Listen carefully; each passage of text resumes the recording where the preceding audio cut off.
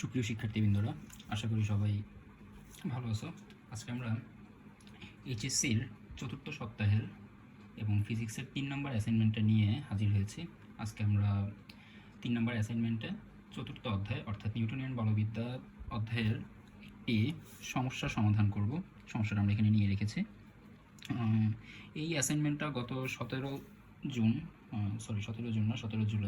গত 17 জুলাই এই অ্যাসাইনমেন্টটা তোমাদের জন্য দেওয়ার পর গত 24শে জুলাই অ্যাসাইনমেন্ট আবার কার্যক্রম স্থগিত করে দিয়েছে। আমরা অ্যাসাইনমেন্ট কার্যক্রম স্থগিতের আরও একটা নোটিশ পেয়েছিলাম, সেখানে করোনার জন্য অ্যাসাইনমেন্ট কার্যক্রমটা কিছুদিন স্থগিত রাখতে বলছে। তো এছাড়া এরপরে আর কোনো ইনস্ট্রাকশন আসেনি, এরপরে আর কোনো অ্যাসাইনমেন্ট এখন পর্যন্ত আসেনি। তো নেক্সট লকডাউন যদি 5 তারিখে খুলে, 5 তারিখে লকডাউন খোলার পরে এরপরে আমাদেরকে যদি অ্যাসাইনমেন্ট জমা দিতে বলে, তৃতীয় সপ্তাহ চতুর্থ সপ্তাহ পর্যন্ত যদি অ্যাসাইনমেন্ট জমা দিতে বলে, তখন আমাদের তাড়াহুড়া পড়ে যাবে। তো এই জন্য আমরা অ্যাসাইনমেন্টটা চতুর্থ সপ্তাহে যেটা দিয়েছিল সেই অ্যাসাইনমেন্টটা করে ফেলি।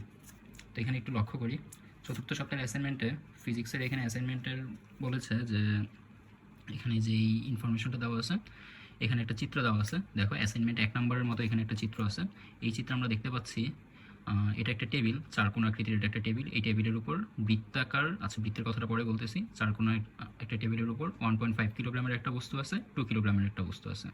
আর বস্তুটা এখানে টেবিলের উপর এরকম একটা বৃত্তাকার পথে ঘূর্ণায়মান। এই বৃত্তটা দিয়ে বুঝাইছে, এই বৃত্তটা হচ্ছে 1.5 কিলোগ্রাম বস্তুর গতিপথ। 1.5 কিলোগ্রাম ভরের বস্তুটা এই গতিপথে বৃত্তাকারভাবে ঘূর্ণায়মান। আমাদেরকে আরও বলেছে অ্যাসাইনমেন্ট 1-এর সমস্যাটি আবার চিন্তা করা যাক। এবার ফিগার 1-এ 1.5 কিলোগ্রাম ভরটির সাথে যুক্ত সুতাটি টেবিলের মাঝের একটি ছিদ্র দিয়ে প্রবেশ করানো আছে এবং 2 কিলোগ্রাম ভরটি আগের মতোই ঝুলানো আছে। 1.5 কিলোগ্রাম ভরটি এবার সমদ্রুতিতে ঘূর্ণায়মান অবস্থায় রাখা হয়েছে। ঘর্ষণ গুণাঙ্ক আগের মতোই 0.2। প্রথম কোশ্চেনটা যেটা জিজ্ঞেস করেছে সেটা হচ্ছে সমদ্রুতিতে ঘূর্ণায়মান 1.5 কিলোগ্রাম ভরের জন্য নিউটনের সমীকরণ লেখো। তো আমরা একটা একটা করে কোশ্চেন নিয়ে আগাই, সবগুলো কোশ্চেন একসাথে মাথার মধ্যে নিয়ে মাথা জ্যাম করার কোনো মানে হয় না। আমরা প্রথম কোশ্চেনটা থেকে দেখতে পাচ্ছি এখানে জিজ্ঞেস করেছে যে যেই বস্তুটা টেবিলের উপর ঘূর্ণায়মান আছে, অর্থাৎ 1.5 কিলোগ্রাম ভরের বস্তুটা, সেই বস্তুটা যখন ঘূর্ণায়মান আছে টেবিলের উপর, তখন তার উপর নিউটনের কোন কোন সূত্রগুলো ক্রিয়াশীল আছে। নিউটনের যে সূত্রগুলো বস্তুটার উপর কাজ করতেছে সেই সূত্রগুলো আমাদেরকে এখানে সমীকরণ আকারে লিখতে বলছে, থিওরি আকারে না, শুধু সমীকরণ আকারে লিখতে বলছে। তো চলো আমরা শুরু করি। প্রথমে আমরা ঘটনাটা বোঝার জন্য একটা চিত্র এঁকে নিই। এখানে একটা চিত্র এঁকে নিই। মনে করি ব্যাপারটা হচ্ছে এরকম একটা বৃত্তাকার পথে 1.5 কিলোগ্রাম ভরের বস্তুটা ঘুরতেছে, ঠিক আছে। এটা হচ্ছে বৃত্তাকার পথের সেন্টার, এই হচ্ছে 1.5 কিলোগ্রাম ভরের বস্তু, ঠিক আছে। এটা হচ্ছে সুতা, সুতাটাকে আমরা বলবো বৃত্তাকার পথের ব্যাসার্ধ, এটাকে আমরা আর দিয়ে প্রকাশ করে রাখবো। বস্তুটা যখন ঘুরতেছে তখন বস্তুটাকে ঘোরানোর জন্য এখানে আরেকটা সুতা বেঁধে নিচের দিকে 2 কিলোগ্রাম ভরের আরেকটা বস্তুকে আমরা বেঁধে রাখছি। এই বস্তুটাকে আমরা বলতে পারি M2, এই বস্তুটাকে আমরা বলতে পারি M1, ঠিক আছে। আমরা সাইডে এখানে M1 আর M2 মানগুলো একটু দেখে নেই। M1 এর ভ্যালু হচ্ছে 1.5 কিলোগ্রাম এবং M2 এর ভ্যালু হচ্ছে 2 কিলোগ্রাম, ঠিক আছে। এটা একটা টেবিলের উপর রাখা আছে, আমরা একটা টেবিল কল্পনা করি। এই মনে করি এটা হচ্ছে একটা টেবিল, এটা হচ্ছে টেবিল।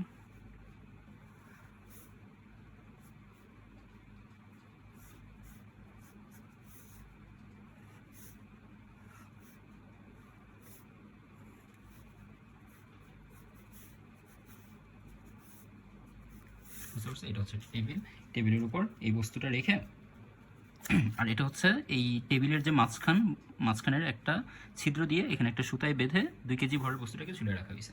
মানে মনে করো এটাও যে টেবিল, মনে করো এটা কাগজ, এই কাগজের এখান থেকে একটা ছিদ্র করে এখান থেকে একটা সুতা বেঁধে এখানে একটা সুতা ঢুকে, সুতাটা দিয়ে আমরা একটা 2 কেজি ভরের বস্তু বেঁধে রাখছি। আর এই মনে করো আরেকটা সুতা, এই সুতার এই প্রান্তে একটা ছোট্ট বস্তু বেঁধে রাখছি, ঠিক আছে।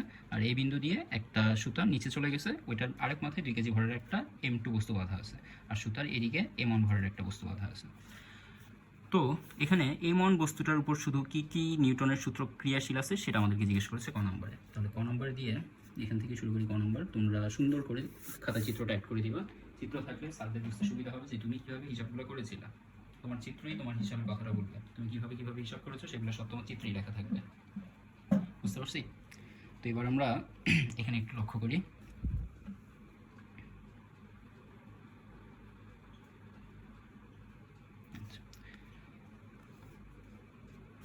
এখন এখানে নিউটনের গতিসূত্রগুলো যদি আমরা অ্যাপ্লাই করতে চাই, সেক্ষেত্রে এই m1-এর উপর m1-কে যখন আমরা বৃত্তাকার পথে এভাবে ঘোরাবো, বৃত্তাকার পথে ঘোরানোর সময় আমাদেরকে প্রথমে বলে দিছে যে এই যে টেবিল, এই টেবিলের উপর ফ্রিকশন আছে, অর্থাৎ টেবিলটা মসৃণ না, টেবিলটা হচ্ছে রাফ, টেবিলটা স্মুথ না, টেবিলটা রাফ, টেবিলের উপর ফ্রিকশন আছে, ঠিক আছে, ফ্রিকশন আছে।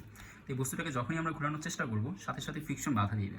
আমরা মনে করলো ধরে নিলাম বস্তুটা এই বিন্দুর উপরের দিকে আমরা, আর বিন্দু থেকে একদম টেবিল সেট করে নিচের দিকে চলে গেছে, এরকম একটা অক্ষ কল্পনা করে নিলাম। এটা হচ্ছে আমাদের ঘূর্ণন অক্ষ। এই ঘূর্ণন অক্ষের সাপেক্ষে আমাদের m1 ভরের বস্তুটা আমরা ধরে নিলাম ক্লকওয়াইজভাবে ঘূর্ণনশীল অবস্থায় আছে, অর্থাৎ ঘড়ির কাঁটা যেদিকে ঘুরে m1 ভরের বস্তুটা সেদিকে ঘূর্ণায়মান আছে। এখন m1 ভরের বস্তুটা এদিকে যখনই ঘোরা শুরু করবে, এদিকে যখন আসা শুরু করবে, তখন তার রৈখিক বেগ যেটা, সেটা কাজ করবে এই বিন্দু থেকে স্পর্শক বরাবর সামনের দিকে। এই দিকে আমাদের কাজ করতেছে রৈখিক বেগ। আমরা সাধারণত রৈখিক বেগকে ভি দিয়ে প্রকাশ করি, রৈখিক বেগ বা স্পর্শীয় বেগ যেটা, এটাকে আমরা ভি দিয়ে প্রকাশ করি, ওকে। আর বিপরীত দিকে কাজ করবে যখনই বস্তুটা এদিকে ভি বেগে আসতে থাকবে, কিছুক্ষণ পর বস্তুটা আবার এই জায়গায় আসবে, ঘুরতে ঘুরতে বস্তুটা ওমেগা বেগে আবার এই জায়গায় আসবে, ওকে। বস্তুটা যে ঘুরতেছে, ঘোরার জন্য তার দরকার কৌণিক বেগ, আর এখানে যে কৌণিক বেগে সে ঘুরতেছে আমরা ধরে নিলাম বস্তুটির কৌণিক বেগ, ধরি বস্তুটি ওমেগা কৌণিক বেগে গতিশীল, ধরি বস্তুটি ওমেগা সমকৌণিক বেগে গতিশীল, ধরি বস্তুটি ওমেগা সমকৌণিক বেগে গতিশীল।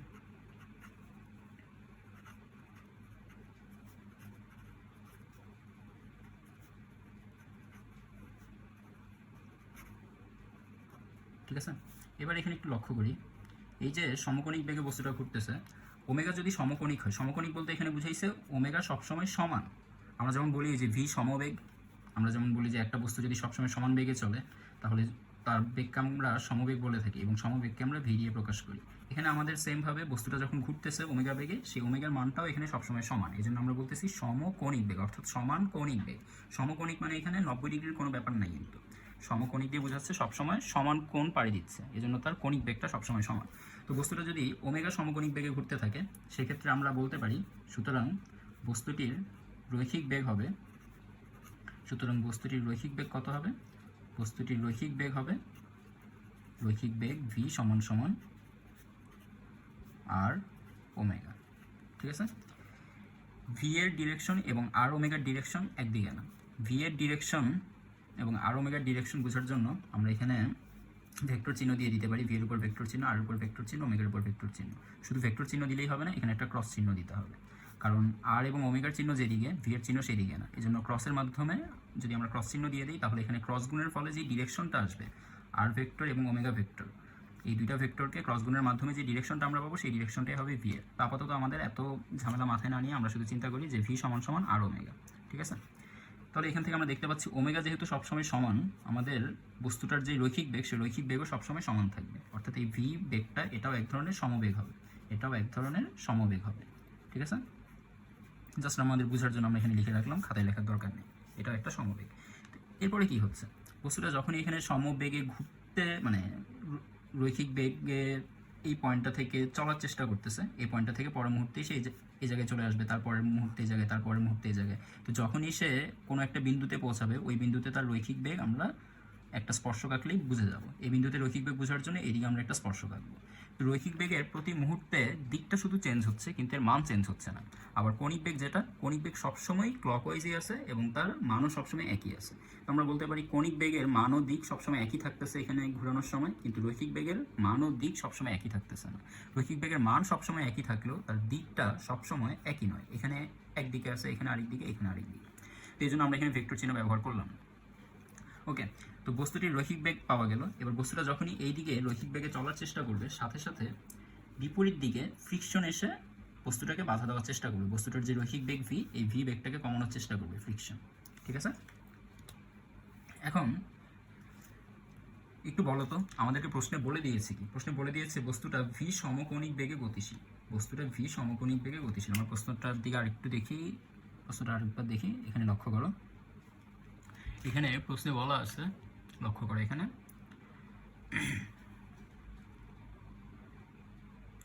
1.5 কিলোগ্রাম ভরটি এবার সমদ্রুতিতে ঘূর্ণায়মান অবস্থায় রাখা হয়েছে। তাহলে এই বস্তুটাকে যদি সমকৌণিক বেগ, সমদ্রুতিতে বা সমবেগে যদি তাকে ঘূর্ণায়মান রাখতে হয়, তাহলে এই ফ্রিকশনটাকে ক্যান্সেল করতে হবে না। ফ্রিকশনকে যদি আমি ক্যান্সেল না করি তাহলে কি এটা সবসময় সমদ্রুতিতে ঘুরতে পারবে বা সমবেগে ঘুরতে পারবে? পারবে না। কিছুক্ষণ পরে তার বেগটা কমে যাবে, সমবেগ থাকবে না। তো সমবেগটা যাতে সবসময় বজায় থাকে এই জন্য আমাদেরকে এই পয়েন্ট থেকে ফ্রিকশনের বিপরীত দিকে একটা বাহ্যিক বল প্রয়োগ করতে হবে। এই বাহ্যিক বলকে আমরা এফ এক্সটার্নাল দিয়ে প্রকাশ করব। ঠিক আছে, এদিকে ফ্রিকশন কাজ করবে, ফ্রিকশন বস্তুটাকে থামানোর চেষ্টা করবে, কিন্তু আমাদেরকে প্রশ্নে বলে দিয়েছে বস্তুটা সবসময় সমদ্রুতিতে ঘূর্ণায়মান অবস্থায় রাখা হয়েছে। তো সমদ্রুতিতে সবসময় যদি ঘূর্ণায়মান অবস্থায় সে থাকতে চায় বা থাকতে হয় যদি তাকে, সেক্ষেত্রে অবশ্যই একটা বাহ্যিক বল প্রয়োগ করতে হবে, এবং ফ্রিকশন যেদিকে আছে বাহ্যিক বলটার ঠিক অপোজিট দিকে ততই হতে হবে। মানে ফ্রিকশনটা যেদিকে আছে বাহ্যিক বলটা ঠিক তার বিপরীত দিকে একই মানের হতে হবে। তাহলে ফ্রিকশনটা বাহ্যিক বল দ্বারা ক্যান্সেল হয়ে যাবে। এই ফ্রিকশন এবং বাহ্যিক বল ক্যান্সেল হয়ে গেলে তখন এই বস্তুটা সমদ্রুতিতে সবসময় ঘুরতে পারবে। ঠিক আছে, তাহলে এখানে আমরা দেখতে পাচ্ছি এই বস্তুটাকে যখন সমবেগে ঘোরানো হচ্ছে তখন তার উপর এই পয়েন্টে যে কোনো বিন্দুতে, এই পয়েন্টও হইতে পারে, এই বিন্দুতে হইতে পারে, এই বিন্দুতে হইতে পারে, যে কোনো বিন্দুতে হইতে পারে। মনে করো বস্তুটা ঘুরতে ঘুরতে যখন এই জায়গায় আসবে তখন ফ্রিকশন কাজ করবে এখান থেকে স্পর্শক বরাবর এইদিকে, এবং বস্তুটার উপর বাহ্যিক বল দিতে হবে আমাকে এইদিকে, অনবরত বাহ্যিক বল দিয়ে যেতে হবে। এখানে একবার বাহ্যিক বল দিয়ে থেমে গেলে হবে না, তাহলে একটু পরেই এই পয়েন্ট থেকে বাহ্যিক বল দিয়ে যদি আমি ছেড়ে দিই তাহলে এই পয়েন্টে এসে বস্তুটা ফ্রিকশনের বাধা পেয়ে আর সমবেগ ধরে রাখতে পারবে না, সমদ্রুতি ধরে রাখতে পারবে না, তার বেগটা কমে যাবে। তার বেগটা যাতে না কমে এই জন্য সবসময় আমাদেরকে এফ এক্সটার্নাল দিয়ে যেতে হবে। এটা আমরা ধরে নিলাম মনে মনে, প্রশ্নে যেহেতু বলা নেই এটা আমরা ধরে নিলাম। প্রশ্নে শুধু বলা আছে বস্তুটাকে সমদ্রুতিতে চলমান রাখা হয়েছে, সমদ্রুতিতে ঘুরানো হচ্ছে, শুধুমাত্র এতটুকু কথা বলা আছে। তাহলে এই কথাটা থেকে আমরা শিওর হওয়ার জন্য সবসময় যাতে এই সমদ্রুতিতে ঘুরাতে পারি, ঘূর্ণায়মান রাখতে পারি, সেজন্য আমরা ধরে নিলাম ফ্রিকশন ফোর্স এর অপোজিটে একটা বাহ্যিক বল দেওয়া হচ্ছে। ঠিক আছে, এবার এই বস্তুটার উপর তাহলে নিউটনের যে সূত্র কাজ করতেছে সেই সূত্রটা লিখি আমরা। আমরা জানি একটা বস্তুকে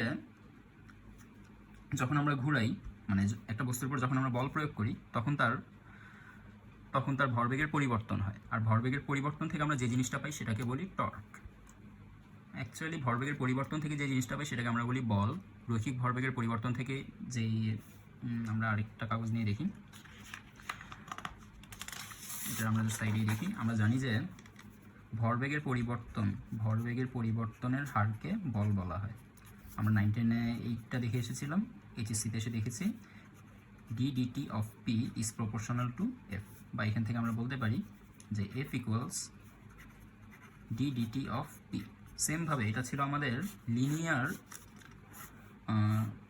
লিনিয়ার মোমেন্টামের জন্য। এবার যদি আমরা অ্যাঙ্গুলার মোমেন্টামের জন্য দেখি, অ্যাঙ্গুলার মোমেন্টামের জন্য যেই বল কাজ করে সেই বলকে বলা হয় ঘূর্ণন বল টর্ক। টর্ক সমান সমান আসবে d DT of L, d DT of L. এখানে পিও একটা ভেক্টর রাশি, এলও একটা ভেক্টর রাশি, অর্থাৎ এখানে যে কৌণিক ভরবেগ আছে এই কৌণিক ভরবেগের পরিবর্তনকে আমরা বলি টর্ক। কৌণিক ভরবেগের পরিবর্তনকে আমরা বলি টর্ক। তো এখানে একটু লক্ষ্য করো, আমরা যখন বস্তুটাকে ঘুরাচ্ছি ধরে নিলাম বস্তুটার কৌণিক ভরবেগের পরিবর্তন হবে। ঠিক আছে, এখান থেকে যখন এই জায়গায় আসবে বস্তুটার কৌণিক ভরবেগের পরিবর্তন হবে। তাহলে সুতরাং বস্তুটির কৌণিক ভরবেগের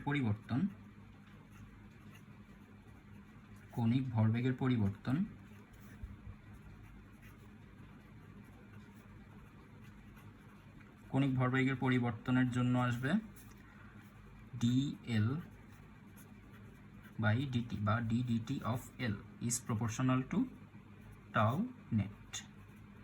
ঠিক আছে, এখন দেখো কৌণিক ভরবেগের পরিবর্তন এখানে কে ঘটাচ্ছে। কৌণিক ভরবেগের পরিবর্তন ঘটানোর জন্য এখানে দুইটা বল ক্রিয়াশীল আছে, একটা হচ্ছে ফ্রিকশন ফোর্স আর একটা হচ্ছে এক্সটার্নাল ফোর্স বা বাহ্যিক বল। তাহলে আমরা কৌণিক ভরবেগের পরিবর্তনটাকে এভাবে লিখতে পারি। আমরা জানি যে এল সমান সমান হচ্ছে আই ওমেগা, এল সমান সমান আই ওমেগা। তাহলে কৌণিক ভরবেগের পরিবর্তনটাকে আমরা এভাবে লিখতে পারি d DT of I omega. আর এখানে প্রপোর্শনালটা উঠে আমরা একটা সমান সমান নিয়ে আসতে পারি, এখানে থাকলো টর্ক নেট, অর্থাৎ এখানে টোটাল যতটুকু টর্ক প্রডিউস হবে সেই টর্কের সামেশন। টর্ক কী জিনিস সেটা তো আমরা জানি। এখানে দেখো একটা বল প্রযুক্ত হয়েছে, এই বলটা কোথায় আছে? এই বলটা একদম টেবিলের সারফেসের উপরেই আছে, এই সুতাটাও আছে টেবিলের সারফেসের উপর। মনে করি এই বিন্দুতে একটা বস্তু বাঁধা ছিল, আমরা ধরে নিলাম এটা হচ্ছে আমাদের বস্তু। মনে করো এই বিন্দুতে একটা বস্তু বাঁধা ছিল, তো এই বস্তুটাকে আমরা এরকম একটা, এটা মনে করো বাহ্যিক বল দিয়ে টানার চেষ্টা করতেছি। আর আচ্ছা এভাবে চিন্তা করি, এটা হচ্ছে বাহ্যিক বল এফ। ঠিক আছে, এটা হচ্ছে বাহ্যিক বল এফ এক্সটার্নাল, এটা হচ্ছে ফ্রিকশন ফোর্স, আর এটা হচ্ছে সুতা। দেখো ফ্রিকশন ফোর্সের সাথে সুতার মধ্যবর্তী অ্যাঙ্গেলটাও 90 ডিগ্রি, আবার বাহ্যিক বলের সাথে সুতার মধ্যবর্তী অ্যাঙ্গেলটাও 90 ডিগ্রি। তাহলে এই বাহ্যিক বল এবং সুতার ব্যাসার্ধ এই দুইটা মিলে এখানে আমাদের একটা টর্ক প্রডিউস হবে, আবার এই দুইটা মিলে এখানে একটা টর্ক প্রডিউস হবে। ফ্রিকশন ফোর্সের সাথে ব্যাসার্ধ মিলে একটা টর্ক পাওয়া যাবে, আবার বাহ্যিক বলের সাথে ব্যাসার্ধ মিলে আরেকটা টর্ক পাওয়া যাবে। ঠিক আছে, এই জন্য আমরা এখানে দুইটা টর্ক যেহেতু পাচ্ছি সেহেতু এখানে টোটাল টর্ক নেট হিসাব করে রাখছি, টাও নেট লিখে রাখছি।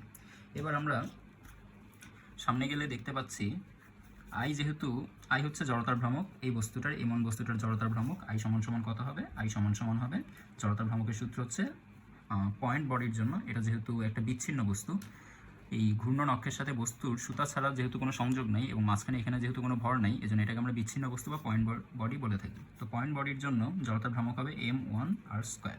তাহলে এই পয়েন্ট বডিটার জড়তার ভ্রামক আই এটা সবসময় কনস্ট্যান্ট, কারণ বস্তুটা যখন এখানে আসতেছে তখনও তার ব্যাসার্ধ আর, বস্তুটার ভর এম, বস্তু যখন এখানে আসবে তখনও তার ব্যাসার্ধ আর, ভর এম। তাহলে বস্তু ব্যাসার্ধ ভর যেহেতু পাল্টাচ্ছে না, জড়তার ভ্রামকও কখনো পাল্টাবে না, জড়তার ভ্রামক কনস্ট্যান্ট। এটাকে আমরা বাইরে নিয়ে আসলাম ডিফারেন্সিয়েশনের, এখানে থাকলো ddt অফ ওমেগা সমান সমান টর্ক নেট। আচ্ছা, এখানে কোন কোন বস্তুর জন্য কোন কোন বলের জন্য টর্ক পাওয়া গেছে? বাহ্যিক বলের জন্য টর্ক পাওয়া গেছে, ফ্রিকশন ফোর্সের জন্য টর্ক পাওয়া গেছে। তাহলে টর্ক নেটের ভিতরে আমরা দুইটা টর্ক হিসাব করলাম, একটা হচ্ছে এক্সটার্নাল ফোর্সের জন্য টর্ক প্লাস আরেকটা হচ্ছে ফ্রিকশন ফোর্সের জন্য টর্ক। এক্সটার্নাল ফোর্সের জন্য টর্কের উপর একটা ভেক্টর সাইন, ফ্রিকশন ফোর্সের জন্য টর্কের উপর একটা ভেক্টর সাইন।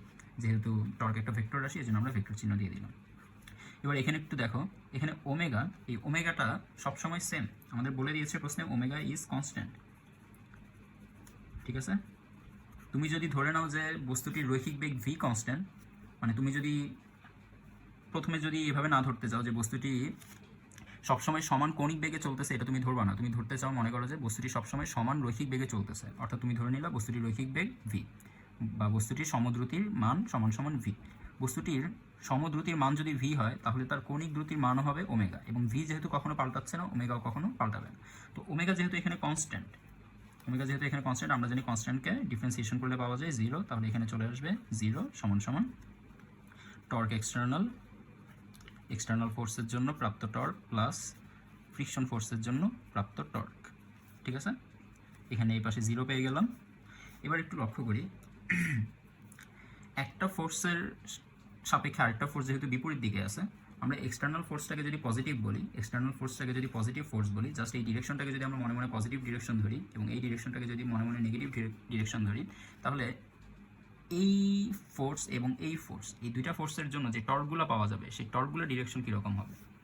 ঠিক আছে, খেয়াল করো, এই ফোর্স আর এই ব্যাসার্ধ, এই দুইটা থেকে আমরা যে টর্ক পাবো, এই টর্কটা পাবো আমরা ক্লকওয়াইজ নাকি অ্যান্টি ক্লকওয়াইজ? একটু হিসাব করে দেখো। হিসাব কীভাবে করে আশা করি মনে আছে। চলো আমরা এখানে আরেকটা ছোট্ট করে চিত্রে হিসাব দেখানোর চেষ্টা করি। এই পয়েন্ট থেকে এদিকে কাজ করতেছে এফ এক্সটার্নাল, আর এই পয়েন্ট থেকে এদিকে কাজ করতেছে ব্যাসার্ধ ভেক্টর আর। আমরা কি করব? আমরা আর এর দিকে আঙ্গুলগুলোকে বাঁকা করব, তারপর এফ এর দিকে আঙ্গুলটাকে সোজা করব। সোজা করলে এই বৃদ্ধাঙ্গুল দেখাচ্ছে নিচের দিকে, তাহলে আমাদের এক্সটার্নাল ফোর্সের জন্য যে টর্ক, সেই টর্কটা হচ্ছে ক্লকওয়াইজ। এক্সটার্নাল ফোর্সের জন্য যে টর্ক, এই টর্কটা হবে ক্লকওয়াইজ। যেহেতু নিচের দিকে, বৃদ্ধাঙ্গুল নিচের দিকে দেখাইলে আমরা জানি ক্লকওয়াইজ টর্ক আসে। বৃদ্ধাঙ্গুল যখনই নিচের দিকে থাকবে তখন ক্লকওয়াইজ টর্ক। আবার এখান থেকে উপরের দিকে ফ্রিকশন ফোর্স কাজ করতেছে। ঠিক আছে, এবার ব্যাসার্ধের দিকে আঙ্গুলগুলোকে সোজা করে যদি ফ্রিকশন ফোর্সের দিকে আমরা আঙ্গুলগুলোকে আস্তে আস্তে বাঁকা করি, তাহলে বৃদ্ধাঙ্গুল উপরের দিকে দেখাচ্ছে, অর্থাৎ ফ্রিকশন ফোর্সের জন্য আমরা যে টর্ক পাবো সেই টর্কটা হবে অ্যান্টি ক্লকওয়াইজ। অর্থাৎ এক্সটার্নাল ফোর্সের জন্য যে টর্কটা আমরা পাচ্ছি সেটা ক্লকওয়াইজ, এবং ফ্রিকশন ফোর্সের জন্য যে টর্কটা আমরা পাচ্ছি সেটা অ্যান্টি ক্লকওয়াইজ। ক্লিয়ার এতটুকু? ফ্রিকশন ফোর্সের জন্য যে টর্কটা পাচ্ছি সেটা ক্লকওয়াইজ, অ্যান্টি ক্লকওয়াইজ, আর এক্সটার্নাল ফোর্সের জন্য ক্লকওয়াইজ। এবার এখানে একটু লক্ষ্য করো তোমরা, এই অংশটা তো 0 হয়ে গেছে। আমরা ক্লকওয়াইজ ডিরেকশনটাকে যদি পজিটিভ ধরি এবং অ্যান্টি ক্লকওয়াইজ ডিরেকশনটাকে যদি আমরা নেগেটিভ ধরি, সেক্ষেত্রে আমাদের এক্সটার্নাল ফোর্স যেটা, টর্ক এক্সটার্নাল যেটা, এটার জন্য আমরা লিখতে পারি, এই পাশে 0 চলে আসলো, টর্ক এক্সটার্নালের জন্য লিখতে পারি এফ আর। ঠিক আছে, এবং এটার সামনে একটা প্লাস চিহ্ন। এবং ফ্রিকশন ফোর্সের জন্য যে টর্ক, এটার জন্য আমরা পাচ্ছি মাইনাস এফ আর। এবার এখান থেকে আমরা এইভাবে লিখতে পারি F R is equals F R. এখান থেকে আর এবং আর কাটাকাটি করে ফেললে, এফটা হচ্ছে এফ এক্সটার্নাল, আর কাটাকাটি করে ফেললে আমরা পাচ্ছি বাহ্যিক বল যেটা দিব, সেই বাহ্যিক বলটা ফ্রিকশন ফোর্সের সমান থাকবে। এটা পেলাম আমরা প্রথম সমীকরণ। আচ্ছা, প্রথম সমীকরণ নিয়ে আমরা আরেকটু কাজ করে নিই। ফ্রিকশন ফোর্স সমান সমান আমরা আবার কী জানি বলো তো? দেখো, এই বস্তুটাকে যখন টেবিলের উপর রাখা হয়েছিল, 1.5 কিলোগ্রামের বস্তুটাকে যখন টেবিলের উপর রাখা হয়েছিল, তখন বস্তুটা টেবিলের উপর তার ওজন প্রয়োগ করেছিল mg, এবং উপরের দিকে তলের প্রতিক্রিয়া পাওয়া গিয়েছিল n। আমরা জানি ফ্রিকশন ফোর্স হচ্ছে তলের প্রতিক্রিয়ার সমানুপাতিক। তাহলে এখান থেকে ফ্রিকশন ফোর্সের জন্য আমরা পাবো মিউ এম জি। ওকে, তাহলে এখান থেকে আমরা বলতে পারি সুতরাং এফ এক্সটার্নাল ইজ ইকুয়ালস, এই এফ এর ভ্যালু হচ্ছে মিউ এম জি, তাহলে এফ এর পরিবর্তে আমরা বসাই দিতে পারি মিউ এম জি। অর্থাৎ আমাকে বাহ্যিক বলটাকে মিউ এম জি সমান রাখতে পারলেই বস্তুটা সবসময় সমদ্রুতিতে ঘূর্ণায়মান থাকতে পারবে। এটা হচ্ছে আমাদের প্রথম সমীকরণ। এই প্রথম সমীকরণ থেকে আমরা একটা সিদ্ধান্ত নিতে পারি, অর্থাৎ বাহ্যিক বল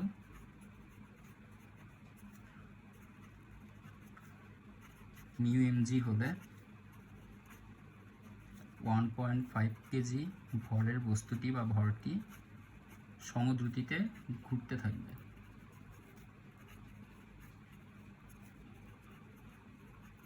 সমদ্রুতিতে ঘূর্ণায়মান থাকবে। ঠিক আছে, এবার আমাদের দরকার আর কোনো সমীকরণ আছে কিনা সেটা একটু খুঁজে দেখা। একটু লক্ষ্য করি, এই বস্তুটার উপর কি শুধু এই ফ্রিকশন ফোর্স আর বাহ্যিক বলই কাজ করতেছে, আর কোনো বল কি কাজ করতেছে না? দেখো, যখনই আমরা কোনো বস্তুকে সুতায় বেঁধে ঘোরানোর চেষ্টা করি, সাথে সাথে দুইটা বল তৈরি হয় বা একজোড়া বল তৈরি হয়। বলগুলো হচ্ছে সেন্ট্রিপেটাল ফোর্স এবং সেন্ট্রিফিউগাল ফোর্স, অর্থাৎ কেন্দ্রমুখী বল এবং কেন্দ্র বিমুখী বল। তাহলে এখানেও যখন আমরা বস্তুটাকে দড়িতে বেঁধে বা সুতায় বেঁধে ঘোরানোর চেষ্টা করতেছিলাম, তখন এখানেও দুইটা বিপরীতমুখী বল তৈরি হয়েছে। এই বিন্দু থেকে বস্তুটাকে যখন ঘোরাচ্ছি, তখন এই বিন্দু থেকে এই বিন্দু পর্যন্ত একটা বল কাজ করতেছে, এটাকে আমরা বলি সেন্ট্রিপেটাল ফোর্স বা কেন্দ্রমুখী বল। আর এই বিন্দু থেকে বৃত্তের বাইরের দিকে যে বলটা কাজ করতেছে সেটাকে আমরা বলি কেন্দ্র বিমুখী বল।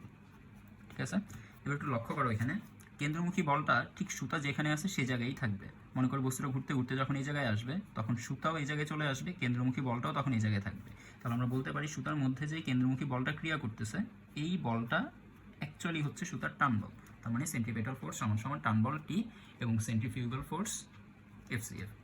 এখানে এই বস্তুটাকে যখন ঘোরাচ্ছি, ঘোরানোর সময় আমরা জানি কেন্দ্রমুখী বল ও কেন্দ্র বিমুখী বল সমান থাকে। ঘূর্ণায়মান বস্তুর ক্ষেত্রে আমরা জানি যখনই কোনো বস্তুকে ঘোরাবো, যতক্ষণ ঘোরাবো ততক্ষণ ঘূর্ণায়মান বস্তুর ক্ষেত্রে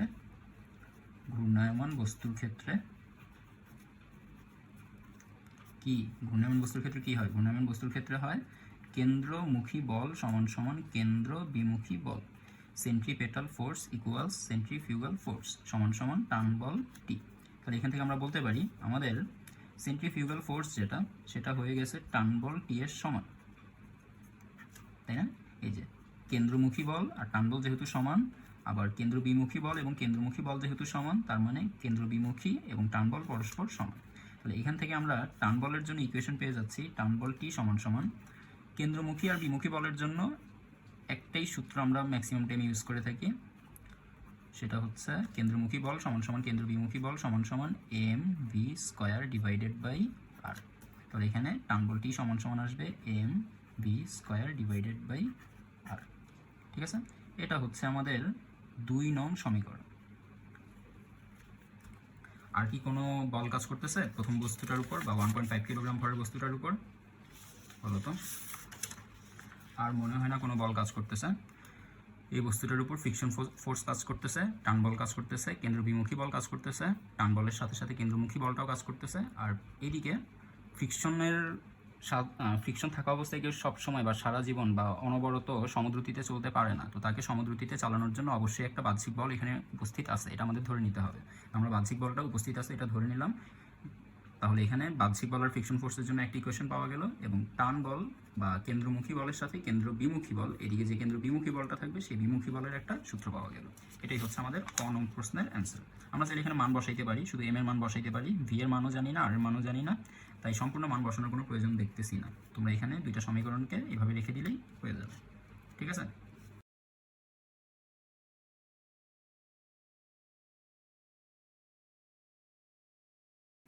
তো এটা গেল আমাদের ক নং প্রশ্নের উত্তর। এবার যাব আমরা খ নং প্রশ্নের উত্তরে। খ নং প্রশ্নে কি বলা আছে একটু লক্ষ্য করি আমরা। খ নং প্রশ্নে বলা আছে 1.5 কিলোগ্রাম ভরের বস্তুটি 1.5 কিলোগ্রাম ভরটি সমদ্রুতিতে ঘূর্ণায়মান অবস্থায় থাকার ফলে কাজ কত? তো এখানে আমি ম্যাক্সিমাম এখন পর্যন্ত যতগুলো অ্যান্সার আমার সামনে পড়েছে সবগুলো অ্যান্সারই আমি দেখেছি যে কৃতকাজের পরিমাণ এখানে শূন্য। সবাই কৃতকাজের পরিমাণ শূন্য ধরে রাখছে। কেন শূন্য ধরছে সেটা আমি বলতে পারতেছি না। এখানে শূন্য হবে না, কী কারণে শূন্য হবে না একটু বুঝা আগে। একটা বস্তু যখন ঘুরে তখন তাকে ঘোরানোর জন্য 1.5 কিলোগ্রাম ভরের বস্তুটা যখন ঘুরতেছে তখন এই বস্তুটা ঘোরানোর সময় তার তো একটা সরণ হচ্ছে, তাই না? তার রৈখিক সরণ না হোক, মনে করো এই দিকে তার রৈখিক সরণ কাজ করতেছে, বস্তুটা যখন এই জায়গায় আসবে তখন এই দিকে তার রৈখিক সরণটা কাজ করবে। তাহলে এই বিন্দু থেকে যখন এই বিন্দুতে আসতেছে এরকম একটা রৈখিক সরণ হয়েছে, ঠিক আছে? এই হচ্ছে তার রৈখিক সরণ হয়েছে এস, এটা হচ্ছে তার ব্যাসার্ধ, এটা হচ্ছে তার ব্যাসার্ধ আর। এখন কথা হচ্ছে একটা বস্তুকে যখন আমরা ঘুরাই তখন তার রৈখিক সরণ হয়, কিন্তু বস্তুটা ঘুরে যদি আবার আগের জায়গায় চলে আসে তাহলে তার রৈখিক সরণ হয় না। সেক্ষেত্রে রৈখিক সরণ এস সমান সমান 0।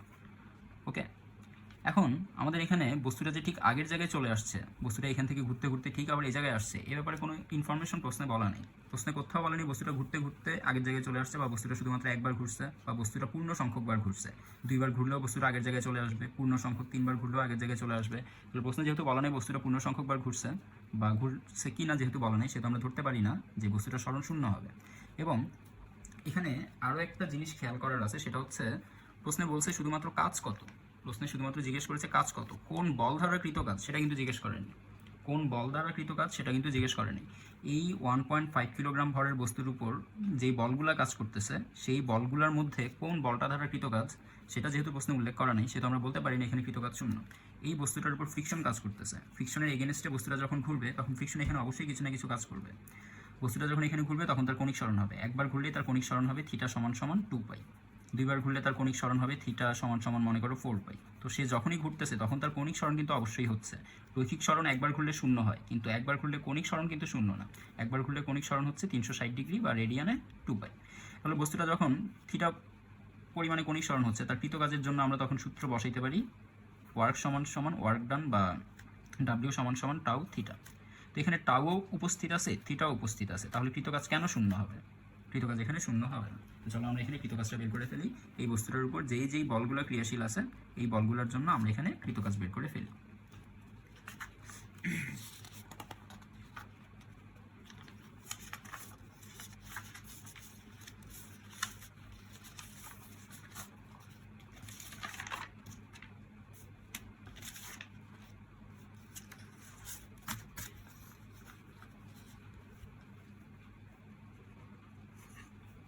বস্তুটাকে যখন এইভাবে ঘোরানো হচ্ছিল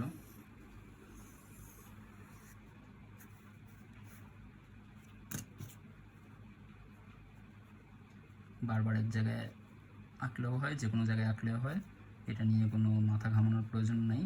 তোমরা যে কোনো জায়গায় আঁকতে পারো, অবশ্য যেখানে কোনো প্রয়োজন নেই সেখানেই তোমরা বেশি মাথা ঘামো, যেখানে প্রয়োজন আছে সেখানে কম মাথা ঘামো। যেমন এখানে প্রয়োজন ছিল কিন্তু তোমরা মাথা না ঘামায় অনেকেই অ্যান্সার 0 লিখে রাখছো, কৃতকাজ 0 লিখে রাখছো, এখানে মাথা ঘামানো দরকার। এদিকে ফ্রিকশন ফোর্স কাজ করতেছে, এদিকে সমদ্রুতিতে ঘূর্ণায়মান রাখার জন্য বা সমদ্রুতি বজায় রাখার জন্য এদিকে এক্সটার্নাল ফোর্স কাজ করতেছে, এদিকে একটা টান বল কাজ করতেছে, আর এদিকে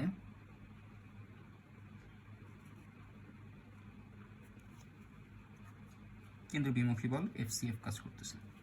ওকে, তো এখানে এই দুইটা বলের কারণে কৃতকাজের পরিমাণ শূন্য বলা যায়। টান বলের কারণেও কৃতকাজের পরিমাণ শূন্য বলা যায়, বা কেন্দ্রমুখী বলের কারণেও কৃতকাজের পরিমাণ শূন্য বলা যায়। ঠিক আছে, টান বলের কারণে বস্তুটা যখন একবার ঘুরে তখন দেখো টান বল, আর এখান থেকে যদি আমরা এখান থেকে না দেখে এখানে দেখার চেষ্টা করি, বস্তুটা মনে করো ক্লকওয়াইজ ঘুরতেছে, ক্লকওয়াইজ ঘুরতে ঘুরতে বস্তুটা যখন এই জায়গায় আসবে তখন তার রৈখিক সরণের ডিরেকশনটা থাকবে স্পর্শক বরাবর সোজা উপরের দিকে, বা স্পর্শক বরাবর একটা স্ট্রেট লাইন বরাবর উপরের দিকে, আর এদিক বরাবর কাজ করবে হচ্ছে ব্যাসার্ধ, এদিক বরাবর কাজ করবে ব্যাসার্ধ।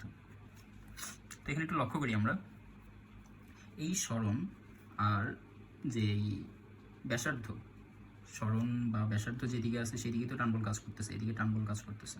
তো টান বল, সুতার টান বল এবং সরণ এই দুটোর মধ্যবর্তী অ্যাঙ্গেলটা 90 ডিগ্রি হয়ে যাওয়ার কারণে আমরা বলতে পারি এই টান বলের কারণে কৃতকাজের পরিমাণটা শূন্য আসবে।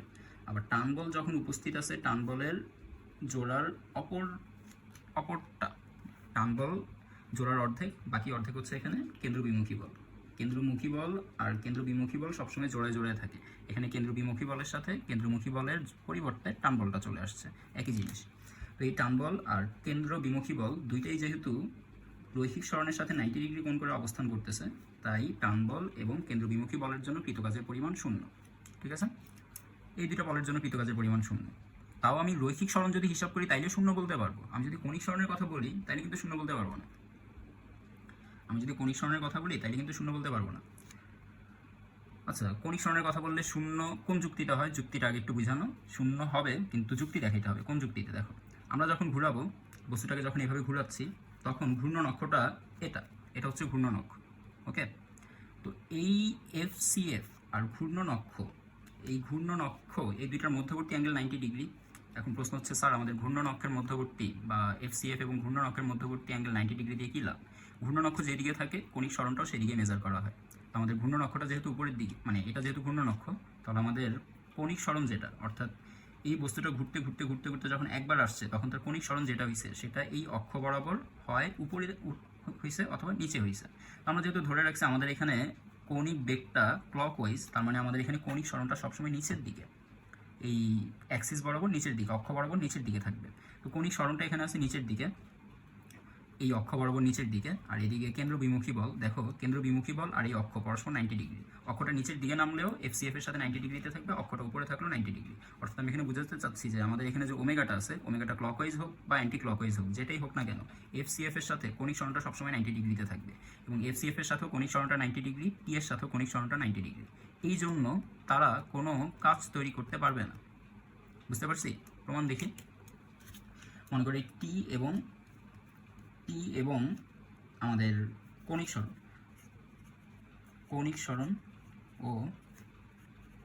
সরণকে থিটা দিয়ে প্রকাশ করা হয়। তো কণিক সরণ থিটা ও কেন্দ্রবিমুখী বলের মধ্যবর্তী অ্যাঙ্গেল 90 ডিগ্রি।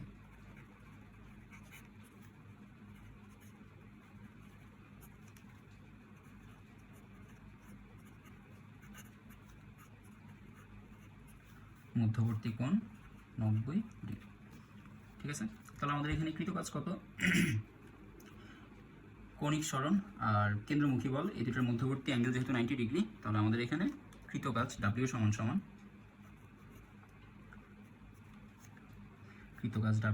সমান এই কেন্দ্রবিমুখী বল ইন্টু আর ইন্টু থিটা। ওকে, প্রথম কথা হচ্ছে কেন্দ্রবিমুখী বল এখানে কোনো টর্ক তৈরি করতে পারবে কিনা এটা একটু বুঝি। কেন্দ্রবিমুখী বল এখানে কোনো টর্ক বানায় না। তো কেন্দ্রবিমুখী বল এখানে কোনো টর্ক কেমনে বানায় না? এখানে অ্যাকচুয়ালি কী লিখছি? এখানে অ্যাকচুয়ালি লিখছি টাউ থিটা, এটা হচ্ছে কাজের সূত্র, আমরা তো জানি। আর টাউকে এখানে ভেঙে ফেলছি, টাউকে এখানে ভেঙে FCF ইন্টু আর পাইছি, FCF ইন্টু আর। ঠিক আছে, কেন্দ্রবিমুখী বলের সাথে ব্যাসার্ধ গুণ দিলে তারপরে কেন্দ্রবিমুখী বলের কারণে যে টর্কটা আছে সেটা পাওয়া যাবে। এখন এখানে FCF এবং আর, অ্যাকচুয়ালি আমার এখানে লেখাটা উল্টা হয়েছে, আরকে আগে লেখা উচিত, FCFকে পরে লেখা উচিত। তোমরা ঠিক করে লিখবা, আরকে আগে লিখবা, বোর্ড হলে মুছা যেতে, এখানে মুছা যাচ্ছে না, আরকে আগে লিখবা, FCFকে পরে লিখবা। তাহলে এখানে কেন্দ্রবিমুখী বলের কারণে যে টর্কটা পাওয়ার কথা, সেই টর্কের জন্য আমরা এবার সূত্র লিখতে পারি আর FCF সাইন 0 ডিগ্রি, আর FCF সাইন 0 ডিগ্রি। অর্থাৎ আরটা যেদিকে, আমরা আরকেও এদিকে নিয়ে আসবো, আরও থাকবে এদিকে, FCFও এদিকে। ঠিক আছে, কি কাজ করতেছে এদিকে, আর কিন্তু সবসময় বাইরের দিকে, আর এই বিন্দু থেকে বাইরের দিকে। তাহলে আরকে আমরা বাইরে নিয়ে আসলাম, FCFকে বাইরে নিয়ে আসলাম, এদের মধ্যবর্তী অ্যাঙ্গেল 0 ডিগ্রি ইন্টু থিটা। তাহলে এখানে FCF এর কারণে যেহেতু কোনো টর্ক প্রডিউস হচ্ছে না, তাহলে 0-র সাথে থিটা গুণ দিলে আমরা কেন্দ্রবিমুখী বলের জন্য যে কাজ, সেই কাজের পরিমাণ পেয়ে যাচ্ছি 0 জুল। সেমভাবে আমরা টান বলের জন্য যে কাজ পাবো, টেনশন ফোর্সের কারণে যে কাজ পাবো, সেই কাজটাও যদি আমরা হিসাব করি, এটাও দেখা যাবে 0 জুল আসবে। কীভাবে? টান বলের জন্য এদিকে কাজ করতেছে টান বল T, ওকে, এদিকে কাজ করতেছে ব্যাসার্ধ আর, তাহলে টান বল আর ব্যাসার্ধের মধ্যবর্তী অ্যাঙ্গেল হচ্ছে 180 ডিগ্রি। ঠিক আছে, তাহলে এখানে আমরা পাচ্ছি টান বল, আচ্ছা আগে ব্যাসার্ধ ভেক্টর গুণ টান বল ইন্টু থিটা। ঠিক আছে, তো এখানে এই দুইটা থেকে আমরা পাচ্ছি টান বলের কারণে যে টর্কটা সৃষ্টি হয়েছে সেটা। তাহলে এখানে আমরা বলতে পারি টর্ক ফ্রম টেনশন বা torque produce by tension equals R cross T. ঠিক আছে, তাহলে এখান থেকে যে টর্কটা পাওয়া গেছে, এই টর্কের জন্য আমরা লিখতে পারি আর টি সাইন 180 ডিগ্রি। বলো তো সাইন 180 ডিগ্রির ভ্যালু কত? মনে না থাকলে দেখে নাও, সাইন 180 ডিগ্রির ভ্যালু কত? সাইন 180 কত আসছে? 0। তাহলে সাইন 180-র জন্য আমরা এখানে পেয়ে গেলাম 0 ইন্টু থিটা। তাহলে এখানে 0-র সাথে থিটা গুণ করে আমরা বলতে পারি যে টেনশন ফোর্সের কারণে এখানে কোনো কাজ হয়নি। ভালো কথা, টেনশন ফোর্সে এখানে কোনো কাজ করেনি। 1.5 কিলোগ্রাম ভরের বস্তুর উপর টোটাল 4টা বল কাজ করতেছে, একটা দুইটা না, 4টা বল। আসলে 4টা বল না, আরও 2টা বল আছে। এর উপর মহাকর্ষ বলও কাজ করতেছে, এর উপর তলের প্রতিক্রিয়াও কাজ করতেছে, কিন্তু সেগুলো পরস্পর ভারসাম্যতে চলে আসার কারণে সেগুলো দিয়ে কোনো কাজ হবে না, বা সেগুলো আরও হিসাব আছে, সেগুলো থেকেও আমরা কৃতকাজের পরিমাণ শূন্য দেখাতে পারি সেম ওয়েতে। তো এখানে দেখো এই দুইটা কথাটা ভুল, তারা ভারসাম্যে আছে, এর জন্য কোনো কাজ হবে না, কথাটা ভুল। অ্যাকচুয়াল কথাটা হবে যে তাদের জন্য আমরা কাজ হিসাব করতে পারবো, কিন্তু এইভাবে কাজ হিসাব করলে তাদেরটাও 0 আসবে। তো দেখানোর প্রয়োজন মনে করতেছি না, তোমরা যদি দেখাইতে চাও দেখাইতে পারো। আর যদি তোমরা করে ঠিক করতে পারছো নাকি ভুল করতে পারছো সেই ব্যাপারে যদি শিওর না হও, আমাকে কমেন্টে জানাইতে পারো। তারপরে এখানে আমরা দেখি মাত্র 2টা বলের জন্য আমরা হিসাব করলাম, টেনশন ফোর্সের জন্য কৃতকাজ হিসাব করলাম, সেন্ট্রিফিউগাল ফোর্সের জন্য কৃতকাজ হিসাব করলাম। এবার আমাদের বাকি আছে ফ্রিকশন ফোর্সের জন্য কৃতকাজ হিসাব করা, এক্সটার্নাল ফোর্সের জন্য কৃতকাজ হিসাব করা। চলো এবার বাকি পার্টটাতে যাই। তো ফ্রিকশন ফোর্সের জন্য কৃতকাজ হিসাব করতে গেলে একটু লক্ষ্য করি, ফ্রিকশন ফোর্সের জন্য কৃতকাজ হিসাব করতে গেলে ফ্রিকশন ফোর্স আছে এইদিকে, ফ্রিকশন ফোর্স আছে এইদিকে, ব্যাসার্ধ কাজ করতেছে এইদিকে, ঠিক আছে, আর কৌণিক সরণ হচ্ছে থিটা, কৌণিক সরণ হচ্ছে থিটা। এবার ফ্রিকশন ফোর্স কোন দিকে আছে ভালো করে বুঝি, ফ্রিকশন ফোর্স আছে এইদিকে, ঠিক আছে, এই যে এদিকে আছে ব্যাসার্ধ, এদিকে আছে ফ্রিকশন ফোর্স, আর এদিকে আছে আমাদের আর একটু নিচে নিয়ে আসি, দেখা যাচ্ছে কিনা দেখো, নীল কলমটা হচ্ছে ফ্রিকশন ফোর্স, ঠিক আছে। এদিকে ফ্রিকশন ফোর্স কাজ করতেছে, এদিকে ব্যাসার্ধ কাজ করতেছে, আর উপরের দিকে কে কাজ করতেছে? উপরের দিকে আছে আমাদের কৌণিক সরণ ওমেগা, কৌণিক সরণ থিটা।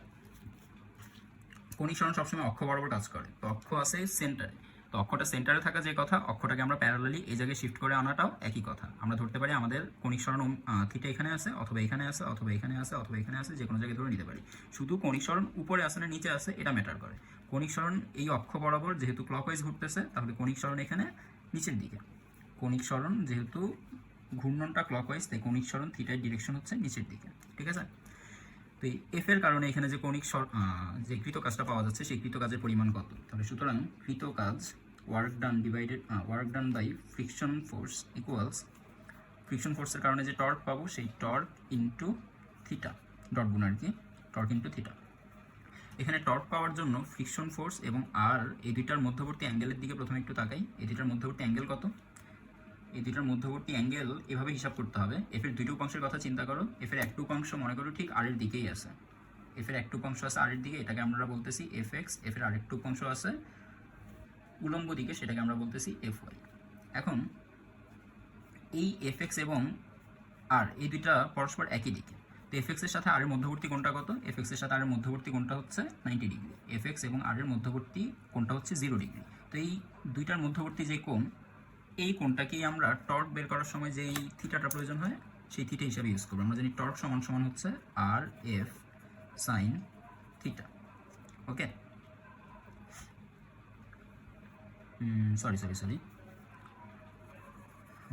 সরি, এখানে এত ভেজালের দরকার নেই, এখানে একটু সাধারণভাবে আমরা লক্ষ্য করি। এদিকে কাজ করতেছে ব্যাসার্ধ আর, আর এদিকে কাজ করতেছে ফ্রিকশন ফোর্স এফ। তাহলে ফ্রিকশন ফোর্সের সাথে আর এর মধ্যবর্তী অ্যাঙ্গেলটা হচ্ছে 90 ডিগ্রি, তাহলে আমরা এখানে বসাইতে পারি R F sine 90 degree into theta, okay. তো সাইন 90 ডিগ্রি ভ্যালু 1, তাহলে এখানে একবার পাচ্ছি আর এফ থিটা। থিটা সমান সমান আমরা আবার কী জানি? থিটা সমান সমান হচ্ছে, আমরা জানি ওমেগা সমান সমান হচ্ছে থিটা ডিভাইডেড বাই টি, তাহলে থিটা সমান সমান আমরা বলতে পারি ওমেগা টি। তাহলে এখানে থিটার পরিবর্তে আমরা যদি ওমেগা টি বসাই, একবারে পাচ্ছি আর এফ ওমেগা টি। এফ সমান সমান একটু আগে আমরা দেখেছি এফ সমান সমান হচ্ছে মিউ এম জি, তাহলে আর মিউ এম জি ওমেগা টি। এই হচ্ছে আমাদের ফ্রিকশন ফোর্স কর্তৃক কৃতকাজ। এবার কৃতকাজের ডিরেকশনটা একটু হিসাব করি। আর আছে এদিকে, ফ্রিকশন ফোর্স এদিকে, তাহলে কৃতকাজ এখানে হচ্ছে উপরের দিকে। উপরের ডিরেকশনকে একটু আগে আমরা নেগেটিভ ধরেছি, তাহলে আমরা ধরে নিলাম ফ্রিকশন ফোর্স দ্বারা যে কৃতকাজটা এখানে হয়েছে সেই কৃতকাজটা হচ্ছে নেগেটিভ, এত জুল, আর মিউ এম জি ওমেগা টি। এখানে লিখে দিবা যে যেহেতু ব্যাসার্ধ ওমেগা এবং টি এর ভ্যালু দেওয়া নেই, টি এর মান দেওয়া নেই, তাই কৃতকাজের পরিমাণটা এভাবেই রেখে দেওয়া হলো, ঠিক আছে। ফ্রিকশন ফোর্স দ্বারা কৃতকাজ দেখা হয়েছে, এবার আমাদের কৃতকাজ দেখতে হবে কি দেখতে হবে?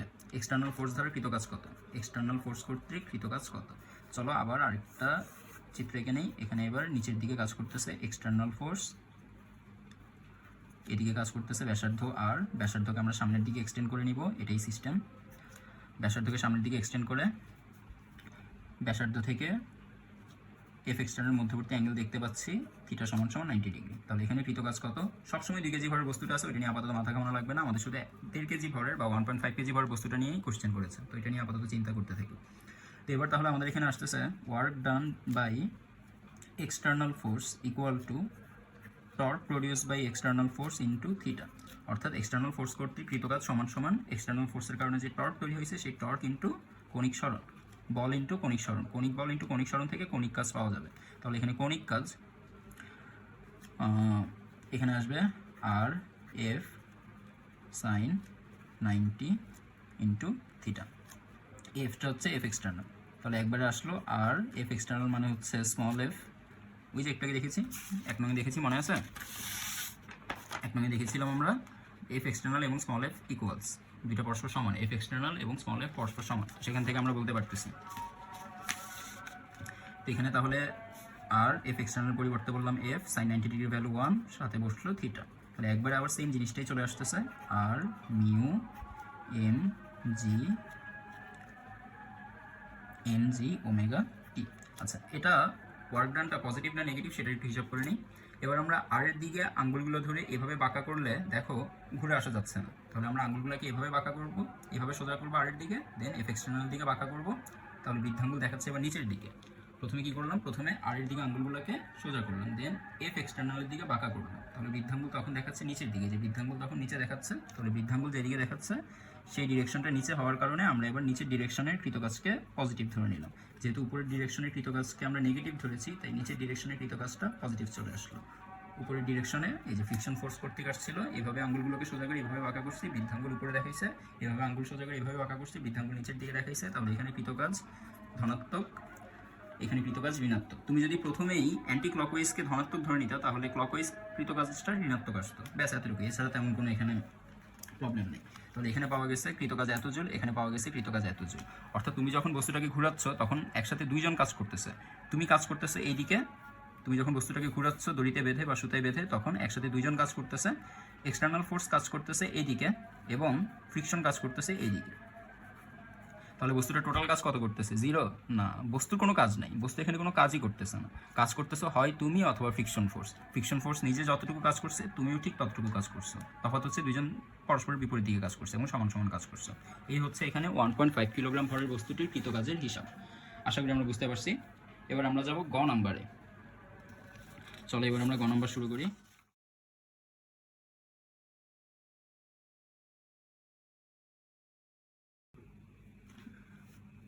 এবার আমরা গ নম্বর কোশ্চেনটা সলভ করা শুরু করি। গ নম্বর কোশ্চেন এখানে দেওয়া আছে, যদি 2 কেজি ভরটিকে স্থির অবস্থায় রাখতে হয় তাহলে 1.5 কিলোগ্রাম ভরটির দ্রুতি কত হওয়া দরকার। অর্থাৎ এখানে যখন আমরা 1.5 কিলোগ্রাম ভরের বস্তুটাকে সুতায় বেঁধে বৃত্তাকারভাবে যখন ঘুরানো শুরু করছি তখন তাকে ঘুরানোর জন্য তো একটা কেন্দ্রমুখী বল দরকার।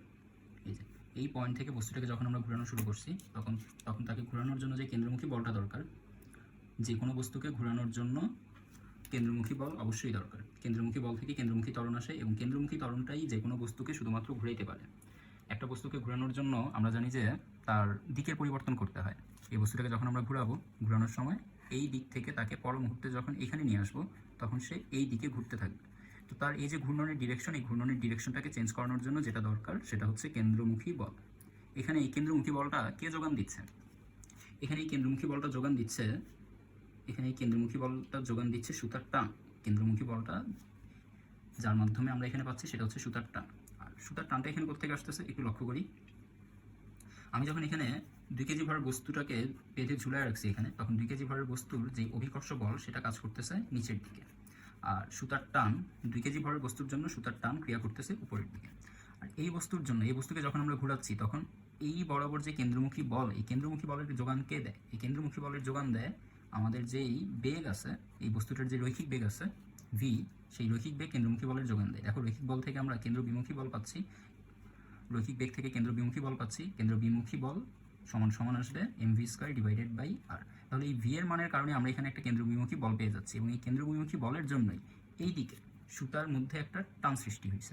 যখনই বস্তুটা এদিকে ছিটকে পড়ে যাওয়ার জন্য চিন্তা করতেছে বা এদিকে ছিটকে পড়ে যেতে চাচ্ছে, যখন এফসিএফ বলে কেন্দ্রবিমুখী বলে যখন এদিকে চলে যেতে চাচ্ছে, তখনই এই বিপরীত দিকে সুতা তাকে টেনে ধরে রাখছে। ঠিক আছে, ওকে।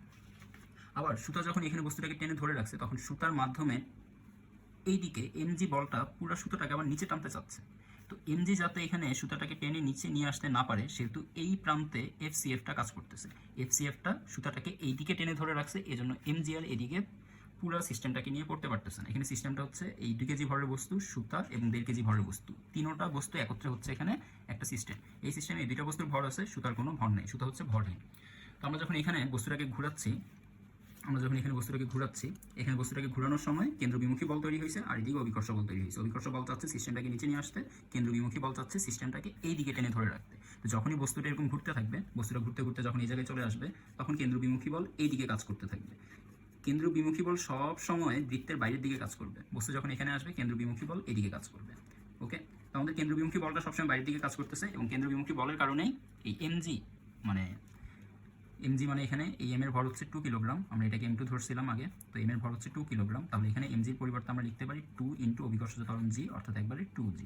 ঠিক আছে, তাহলে 2G অভিকর্ষ বল চাচ্ছে সিস্টেমটাকে নিচে আনতে, আর কেন্দ্রবিমুখী বল এফসিএফ চাচ্ছে সিস্টেমটাকে এদিকে ধরে রাখতে। এখন এফসিএফ আর এমজি দুইজনই যদি মনে করে এমজি এদিকে যতটুকু বল তৈরি করে, এফসিএফও যদি এদিকে ঠিক ততটুকু বল তৈরি করতে পারে, তাহলে সুতাটা এখানে টানটান হয়ে থাকবে, এবং সুতাটা টানটান হয়ে থাকার মানে হচ্ছে এমজি বস্তুটাকে এদিকে নিয়ে আসতে পারতেছে না।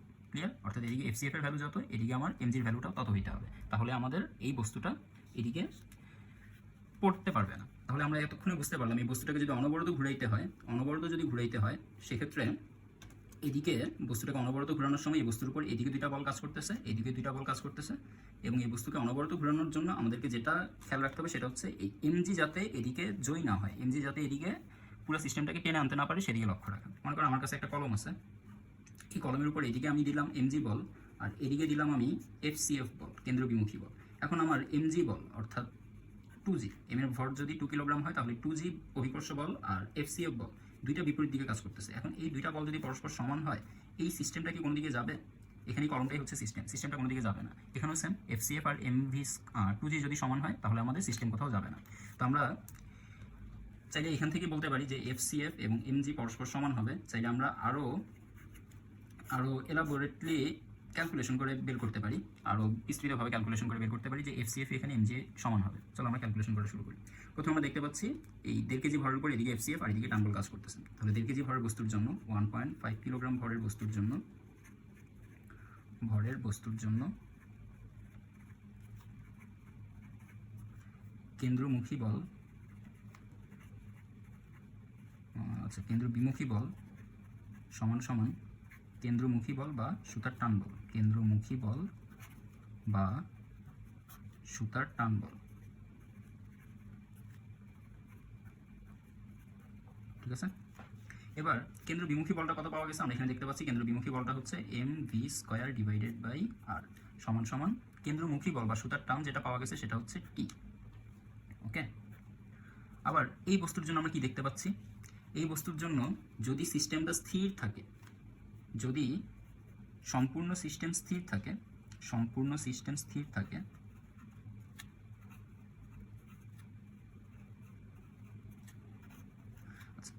এই কন্ডিশনটা হচ্ছে বস্তুটাকে ঘোরানোর শর্তে, বস্তুটাকে অনবরত একইভাবে ঘোরানোর শর্তটা হচ্ছে এদিকে যত বল কাজ করবে এদিকে তত বল কাজ করবে। ঠিক আছে, আর যদি সম্পূর্ণ সিস্টেমটা স্থির থাকে, তাহলে এই বস্তুটাও যেভাবে ঘুরতেছিল সেভাবেই ঘুরতে থাকবে। সম্পূর্ণ সিস্টেম স্থির থাকার মানে হচ্ছে এই বস্তুটা কিন্তু থেমে থাকবে না, এই বস্তু তার মতো করে ঘুরতে থাকবে, আর এই বস্তু যেরকম ঝুলেছিল সেরকম ঝুলে থাকবে, তাইলে সিস্টেমটা আগের মতোই থাকবে।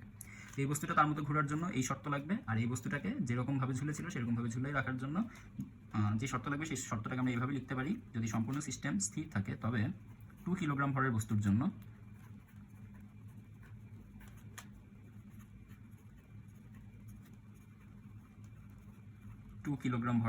জন্য আমরা বলতে পারি এই এমজি এবং সুতার যে টান বল টি, এই দুইটা পরস্পর সমান হবে, অর্থাৎ আমরা এখানে বলতে পারি টি সমান সমান এমজি। ঠিক আছে, এবার তাহলে এখান থেকে আমরা বুঝে গেলাম যে টি হচ্ছে এমজি এর সমান। এটাকে যদি আমরা 1 নং ইকুয়েশন ধরি, এটাকে যদি 2 নং ইকুয়েশন ধরি, এখানে আমরা বলতে পারি যে টি এর মান 1 নং এ বসিয়ে পাই,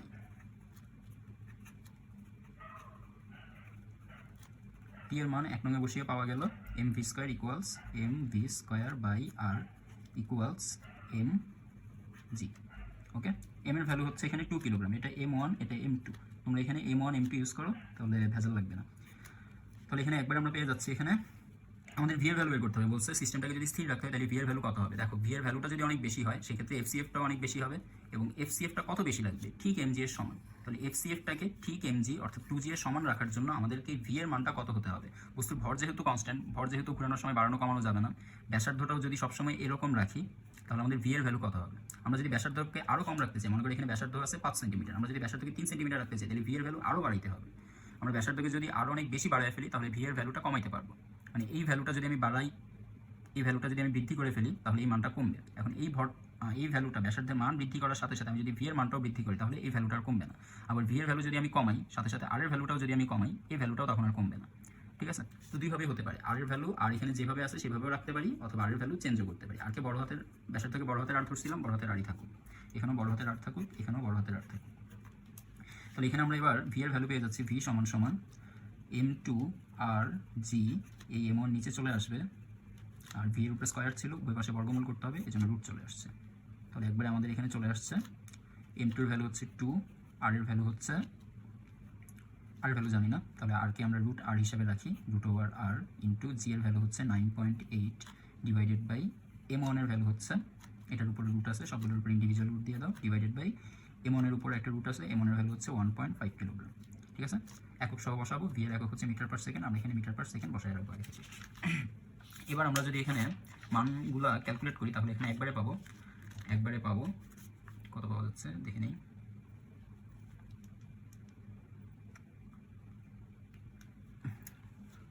হাত ঘামানো একটা বিশাল সমস্যা।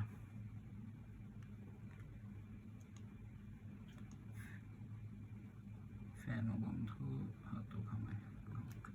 তাহলে আমরা এখানে দেখতে পাচ্ছি আমাদের অ্যান্সার আসবে হচ্ছে root over 2 into 9.8 divided by 1.5, 3.61। তাহলে এখানে আমরা অ্যান্সার পেয়ে গেছি ভি সমান সমান 3.61, আর সাথে রুট ওভার 8টা ছিল, রুট ওভার 8টা আলাদা থাকলো, মিটার পার সেকেন্ড। এইগুলো আমাদের গ নম্বরের অ্যান্সার, এখানেই শেষ। অর্থাৎ আমরা যদি এখানে আর ভ্যালুটা বসাই দিই, আর ভ্যালুটা যদি জানতাম তাহলে আর ভ্যালু বসাইলে আমরা বুঝতে পারতাম বস্তুটাকে ঠিক কত বেগে ঘুরাইতে হবে, যাতে বস্তুটাকে ওই বেগে ঘুরালে এই সিস্টেমটা স্থির থাকে। ঠিক আছে, এখানে বস্তুর একটা নির্দিষ্ট মানের জন্য এফসিএফ এর একটা নির্দিষ্ট মান আসবে, মনে করো এম এর ভ্যালু 1.5, আর এর ভ্যালু মনে করো 2, ভি এর ভ্যালু মনে করো 10, এই সবগুলো ভ্যালু বসায় আমরা এখানে একটা ভ্যালু পাইলাম।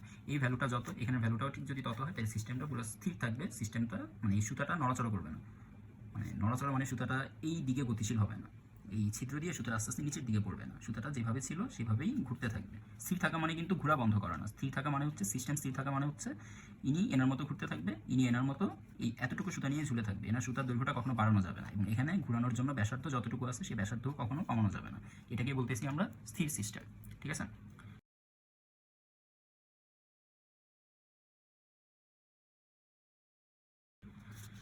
এবার ঘ নম্বর কোশ্চেন। এটা নিয়ে অনেক ধরনের কনফিউশন দেখলাম, এটার গ্রাফ দুই রকম আঁকছো তোমরা। আমি কোনো কোনো জায়গায় দেখছি যে একটা মূলবিন্দুগামী স্ট্রেট লাইন, অথবা কোনো কোনো জায়গায় তোমাদেরকে করতে দেখছি একটা পরাবৃত্ত এঁকে রাখছো। তো এখানে অ্যাকচুয়ালি কোনটা হবে সেটা আমরা একটু হিসাব করি। প্রথমে কোশ্চেনটা একটু দেখে নিই, কোশ্চেনে কী বলেছে। কোশ্চেনে বলেছে যে যদি ঘ নম্বর কোশ্চেন, যদি ঘর্ষণ থাকার কারণে 1.5 কিলোগ্রাম ভরের দ্রুতি কমতে থাকে তাহলে 2 কিলোগ্রাম ভরটির বেগ বনাম সময়ের গুণগত গ্রাফ আঁকো। এই গুণগত গ্রাফ দিয়ে বোঝাচ্ছে তুমি এখানে কোনো ভ্যালু পাচ্ছ না, যেহেতু তুমি এখানে ভ্যালু বসায় অ্যাকুরেটলি সব ক্যালকুলেশন করতে পারতেছো না, তাই শুধু একটা ধারণা অনুযায়ী, মানে ইকুয়েশন থেকে ধারণা নিয়ে একটা ধারণা মোতাবেক গ্রাফ আঁকতে বলছে, এটাকেই বলতেছে গুণগত গ্রাফ। যেহেতু আমি অ্যাকুরেটলি পয়েন্ট বসায় এখানে গ্রাফ আঁকতে পারবো না, অ্যাকুরেট সব মান বের করার মতো ইনফরমেশন এই অঙ্কে যেহেতু নাই, তাই আমরা এখানে গুণগত গ্রাফটাই আঁকতে পারবো, এর বেশি আঁকতে পারবো না। তো আমরা প্রথম থেকে একটু খেয়াল করি, বস্তুটাকে যখন ঘুরাচ্ছিলাম, সুতায় বেঁধে যখন বস্তুটাকে ঘুরানো হচ্ছিল, তখন তার উপর কী কী বল ক্রিয়াশীল ছিল। ঠিক আছে, ঘর্ষণ থাকার কারণে তার দ্রুতি ধীরে ধীরে যদি কমতে থাকে, ঘর্ষণ থাকার ফলে তার দ্রুতি কখন কমবে বলো তো? একটু আমি বাহ্যিক বল দিচ্ছিলাম, এখন কোনো বাহ্যিক বল কি আর থাকবে? যখন ঘর্ষণ তার বেগটা আস্তে আস্তে কমায় ফেলতেছে তখন দুইটা ঘটনা ঘটতে পারে, হয় আমি বাহ্যিক বল দেওয়া পুরোপুরি বন্ধ করে দিতে পারি, অথবা আমি বাহ্যিক বল একটু কম করে দিতে পারি। ঠিক আছে, তো আমরা ধরে নিলাম যে বাহ্যিক বলটা এবার পুরোপুরি বাদ দিয়ে দিয়েছি, এখানে বাহ্যিক বলের ব্যাপারে কোনো কথা নেই। তাই এবার ধরতে পারি যেহেতু এবার আর সমবেগে ঘুরানোর প্রয়োজন নেই, সমবেগে ঘূর্ণায়মান রাখতে যেহেতু এবার হবে না, তাই এবার আমরা প্রথমেই ধরে নিলাম আমাদের এখানে শুধু ফ্রিকশন ফোর্সটাই ক্রিয়াশীল আছে। এক্সটার্নাল ফোর্স যেটা সেটা এবার আমরা ক্যান্সেল করে দিছি, দাও এটা এবার নাই, এক্সটার্নাল ফোর্স এবার 0। ঠিক আছে, যেহেতু এবার আমাকে সমবেগে এটাকে ঘুরাইতে হবে বা সমদ্রুতিতে ঘূর্ণনশীল রাখতে হবে এরকম বলে নেই। এবার বলছে এর ঘর্ষণ থাকার কারণে এর দ্রুতি 1.5 কেজি ভরের দ্রুতি যদি কমতে থাকে, অর্থাৎ বেগ যদি ধীরে ধীরে কমতে থাকে, তাহলে কি হবে সেটা জিজ্ঞেস করছে। তো এফ এক্সটার্নাল না থাকার পরেও তার কাছে কি কি বল আছে? এদিকে ফ্রিকশন ফোর্স আছে, এদিকে সুতার টান বল বা কেন্দ্রমুখী বল আছে, এবং এদিকে কেন্দ্র বিমুখী বল FCF আছে। ওকে, টোটাল আমরা 3টা বল দেখতে পাচ্ছি। এই 3টা বল মিলে বস্তুটাকে এবার কি করবে বলো তো? 3টা বলের মধ্যে এই বলটা বস্তুটার বেগ আস্তে আস্তে কমাবে। ফ্রিকশন মানে এই সারফেসটা বাক্সটাকে 1.5 কেজি ভরের ব্লকটাকে ঘষা দিয়ে তার বেগ কমাইতে যাবে। তো তার উপর ফ্রিকশন ফোর্স বেগ কমানোর জন্য কাজ করতেছে। এটা বস্তুটাকে বাইরে ছিটকে নিয়ে যাওয়ার চেষ্টা করতেছে, একই সাথে দুই কাজ করতেছে। 1.5 কিলোগ্রাম ভরকে বাইরে ছিটকে নিয়ে যেতে চেষ্টা করতেছে, এবং যেহেতু সুতার সাথে বেঁধে রাখা হয়েছে তাই বাইরে ছিটকে নিতে পারতেছে না, এবং বাইরে ছিটকে না নিতে পারার কারণে 2 কেজি ভরের বস্তুটা ঝুলে আসে। যদি বাইরে ছিটকে পড়ে যেত 2 কেজি ভরের বস্তুটা উপরে উঠে এই ছিদ্রে আটকে যেত। ঠিক আছে, তো ইনি এদিকেও চলে যেতে চাচ্ছে, এবং এদিকে চলে যেতে চাওয়ার মাধ্যমে তিনি 2 কেজি ভরের বস্তুটাকে ঝুলে রাখছে, এই 1.5 কেজি ভরের বস্তুটা M1 আর কি। তো M1 1.5 কেজি, M2 2 কেজি, আর 3টা বল এখানে ক্রিয়াশীল। এবার এই 3টা বল যখন এখানে ক্রিয়া করতেছে তখন এখানে লব্ধি বল কত সেটা আমাদের দেখতে হবে। একটু খেয়াল করো, এখানে বলছে আমাদের FCFটা আগের মতো নাই, FCFটা এবার একটু চেঞ্জ হয়ে গেছে। কীভাবে বুঝলাম? কারণ এখন আর আগের মতো ভি বেগে ঘুরতেছে না, এখন তার বেগটা কিছুটা কমে গেছে। মনে করো আচ্ছা আমরা ধরে নিলাম যে সে এখান থেকে ঘোরা শুরু করছিল, ঠিক আছে, সে এখান থেকে ঘুরতে ঘুরতে ঘুরতে ঘুরতে এই পর্যন্ত আসছে। এখানে যখন ছিল তখন তার বেগ ভি, এবং ভি বেগের কারণে যে কেন্দ্রমুখী বল ছিল সেই কেন্দ্রমুখী বল হচ্ছে ভি বেগের কারণে যে কেন্দ্রমুখী বল ছিল সেই কেন্দ্রমুখী বল হচ্ছে mv²/r। আর এইখান থেকে এখানে আসার সময় মনে করো ফ্রিকশন তার বেগটা কিছুটা কমায় দিছে, ফ্রিকশন তার বেগটা কিছুটা কমায় ভি প্রাইম করছে, তাহলে এখানে তার কেন্দ্রবিমুখী বল হচ্ছে mv²/r। ঠিক আছে, এই দূরত্বটা খুবই কম, খুবই কম, এখান থেকে জাস্ট অল্প একটু আসছে। ঠিক আছে, তো আমরা চিত্রটাকে ভালোভাবে বোঝার জন্য দূরে দূরে আঁকছি, কিন্তু এখান থেকে জাস্ট অল্প একটু আসছে এরকম ধরে নিতে হবে। জাস্ট অল্প একটু আসার সময় তার ব্যাসার্ধের কোনো পরিবর্তন হবে না। এত দূর যদি আসে, এত দূর আসতে পারবে না, এত দূর আসার সময় সে কিছুটা কোনাকুনি চলে আসবে, এরকম চলে আসবে। ফ্রিকশনের মধ্যে দিয়ে যখন চলবে তখন ফ্রিকশন এখান থেকে যদি ঘষা খাওয়া শুরু করে, এখান থেকে ঘষা খেয়ে এই জায়গায় আস্তে আস্তে ব্যাসার্ধটা কমে যাবে, এরকম একটা বৃত্তাকার পথে ঘুরতে থাকবে, এবং অনবরত এই বৃত্তাকার পথটা ছোট হইতে হইতে হইতে হইতে মানে একটা স্পাইরালের মতো করতে করতে, একটা স্পাইরালের মতো ঘুরতে ঘুরতে ঘুরতে ঘুরতে ঘুরতে ঘুরতে একসময় সে কেন্দ্রে চলে আসবে। তো অনবরত তার ব্যাসার্ধ কিন্তু কমতেছে। এই বৃত্তাকার পথে ঘোরার জন্য বা এখানে ঘোরার জন্য বা এখানে ঘোরার জন্য প্রত্যেকটা পয়েন্টে তার ব্যাসার্ধ কিন্তু ডিফারেন্ট।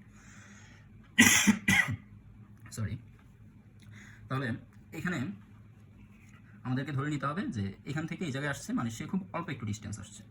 অল্প একটু ডিস্টেন্স আসার ফলে তার কেন্দ্র বিমুখী বলটা এখানে কিছুটা কমে গেছে, যেহেতু ভি এর ভ্যালু কমে গেছে, ভি প্রাইমের ভ্যালু যেহেতু ভি এর চেয়ে কম, তাই এখানে কেন্দ্র বিমুখী বলের ভ্যালুটাও এখানের কেন্দ্র বিমুখী বলের চেয়ে কম, অর্থাৎ FCF prime is less than FCF। ঠিক আছে, এবার তাহলে কি হইল? এই কেন্দ্র বিমুখী বলটা যখন একটু কম হয়ে গেছে, টান বল কি কমছে? একটু ভালো করে বলো তো, আমার এই সুতার টান বল, এই সুতার টান বল কি কখনো চেঞ্জ হবে? আমরা একটু আগে দেখেছি গ নম্বরে টান বলের জন্য ইকুয়েশন ছিল টান বল টি সমান সমান m2g, m2 এর ভ্যালু ছিল 2, g এর ভ্যালু ছিল 9.8, ক্যালকুলেট করে আমরা পাচ্ছি 19.6 নিউটন। এই যে সুতার টান বল 19.6 নিউটন, এটা বস্তুটা এখানে ঘুরতে থাকলেও, মানে এখান থেকে দেখাই, বস্তুটা এখানে ঘুরতে থাকলেও সুতার মধ্যে টান বল 19.6, বস্তুটা ঘুরতে ঘুরতে যখন এখানে আসবে তখনও সুতার মধ্যে টান বল 19.6, বস্তু যখন ঘুরতে ঘুরতে এখানে আসবে তখনও সুতার মধ্যে টান বল 19.6, অর্থাৎ সুতার টান বল কখনো পাল্টাবেই না, সুতার টান বল সবসময় সেম। তাহলে সুতার টান বল যদি এদিকে সেম থাকে এবং এই ভ্যালুটা যদি কমে যায়, সেক্ষেত্রে এই সুতার টান বলটা বেড়ে যাওয়ার কারণে এই বক্সটা কিছুটা টান বলের দিকে চলে আসবে, তাই না? এবং শুধু কি টান বলের দিকে আসবে, ফ্রিকশন কোনো কাজ করবে না। এই দুজনের মধ্যে টান বল জয়ী হয়ে বস্তুটাকে, ব্লকটাকে এদিকে নিয়ে আসছে। ফ্রিকশন কি করবে? ফ্রিকশনও তো বস্তুটাকে কোনো না কোনো দিকে নেওয়ার চেষ্টা করবে, ফ্রিকশন ফোর্সও তো বস্তুটাকে কোনো না কোনো দিকে নেওয়ার চেষ্টা করবে, তাই না? ফ্রিকশন ফোর্স কি অ্যাকচুয়ালি বস্তুকে কোনো দিকে নেয়? নেয় না, ফ্রিকশন কোনো দিকে নিয়ে যেতে পারে না। ফ্রিকশন জাস্ট সামনে যেদিকে যাচ্ছে সেদিকে যাওয়ার হারটা কমাইতে পারে, পিছনে কখনো টেনে নিতে পারে না। কিন্তু না নিতে পারলেও এই ফ্রিকশনের কারণে এখানে আমাদের সুতার মধ্যে একটা ত্বরণ চলে আসবে, ফ্রিকশনের কারণে মন্দন আসবে। এখন এই সুতাতে একসাথে অনেকগুলা ত্বরণ মন্দন কাজ করতে পারবে না, এই দিকে যদি 2 কেজি ভরের বস্তুটা ধীরে ধীরে পড়তে থাকে তাহলে এই সুতার মধ্যে এই নিচের দিকে একটা ত্বরণ কাজ করবে, আবার এফ এর কারণে ওই দিকে সুতার মধ্যে আরেকটা মন্দন কাজ করবে, এরকম হওয়া পসিবল না। তো এই জন্য আমরা ধরে নিব সুতার মধ্যে যে ত্বরণটা কাজ করতেছে সেই ত্বরণটা হচ্ছে এ ত্বরণ, ঠিক আছে। এবার এই এ ত্বরণ কী কী বল দ্বারা প্রভাবিত হয়েছে একটু ভালো করে খেয়াল করে দেখি। এই এ ত্বরণটা M1 ভরের বস্তু, M2 ভরের বস্তু, এফ বল, টান বল, এই সবগুলো বল দ্বারা কানেক্টেড। এই জন্য সবগুলা বলের মাধ্যমে এই ত্বরণকে হিসাব করে আনতে হবে। তো চলো সবগুলা বল থেকে বা ত্বরণকে আমরা হিসাব করি। প্রথমে এই দুইটা বলের দিকে টান বল ও FCF প্রাইম এর মধ্যে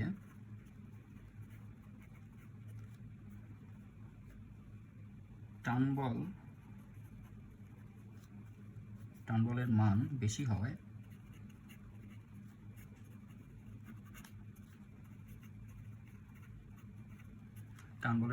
হয় ব্লকটি ছিদ্রের দিকে কিছুটা এগিয়ে যাবে।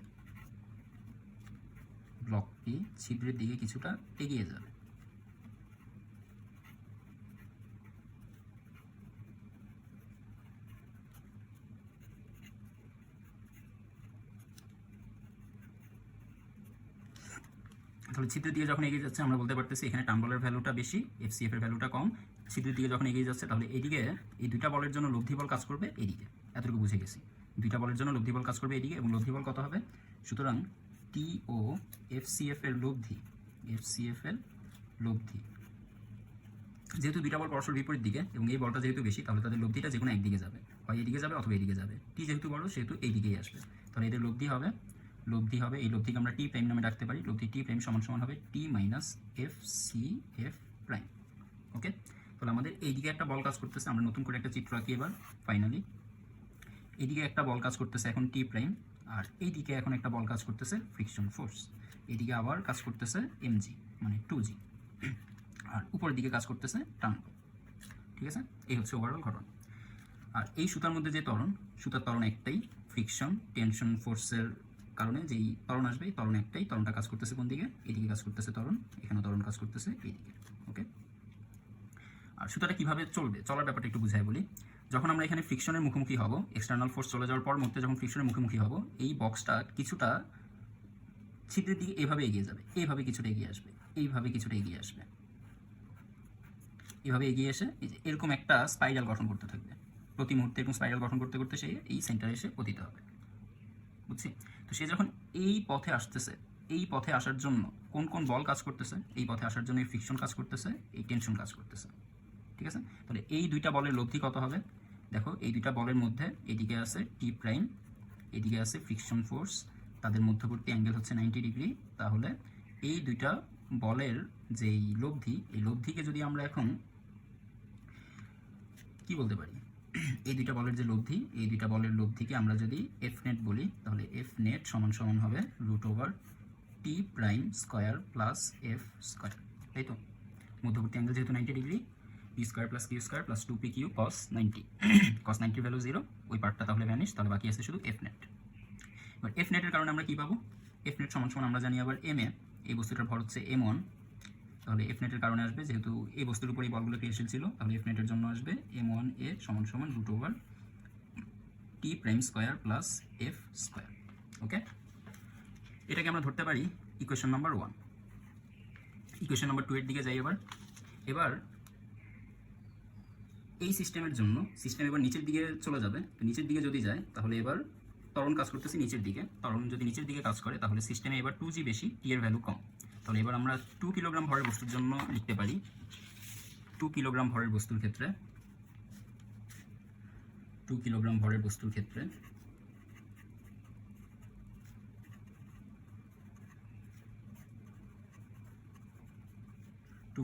বস্তুটা নিচের দিকে যাচ্ছিল 2g ফোর্সে, বা নিচের দিকে আকর্ষিত হয়েছিল অভিকর্ষ বল দ্বারা 2g ফোর্সে, আর উপরের দিকে ছিল টান বল টি। ত্বরণ যেহেতু নিচের দিকে কাজ করতেছে, তাহলে আমরা এবার এটার জন্য বলতে পারি 2g মাইনাস টি ইকুয়ালস m2a। এটাকে ধরলাম আমরা, m2a কে পাশে নিয়ে আসি, m2a সমান 2g মাইনাস টি, এটাকে ধরে নিলাম আমরা 2 নং ইকুয়েশন। এবার 1 ও 2 নং যোগ করি, যদি যোগ করি তাহলে পাচ্ছি m1a সমান √টি T prime square plus F square, আর এখানে পাচ্ছি m2a সমান সমান 2g মাইনাস টি। ক্যালকুলেশন করি, ক্যালকুলেশন করে এখানে a কমন পেয়ে যাচ্ছি। a কমন নিলে ব্র্যাকেটের ভিতর থাকবে m1 প্লাস m2, এ পাশে পাঠিয়ে দিলে m1 প্লাস m2 নিচে চলে আসবে, আর এখানে থাকবে এটা প্লাস এটা যেটা আমরা যোগ করেছি। তাহলে এখানে root over T prime square plus small F square plus 2g minus T. Okay, এবার এখানে আরও কিছু লক্ষ্য করার বিষয় আছে। টি প্রাইমের ভ্যালুটা কত ছিল? টি প্রাইমের ভ্যালুটা ছিল টি মাইনাস m1 ভিটাও তো চেঞ্জ হয়েছিল, তাই না? টি প্রাইমের ভ্যালু কি ছিল যেখানে একটু লক্ষ্য করি,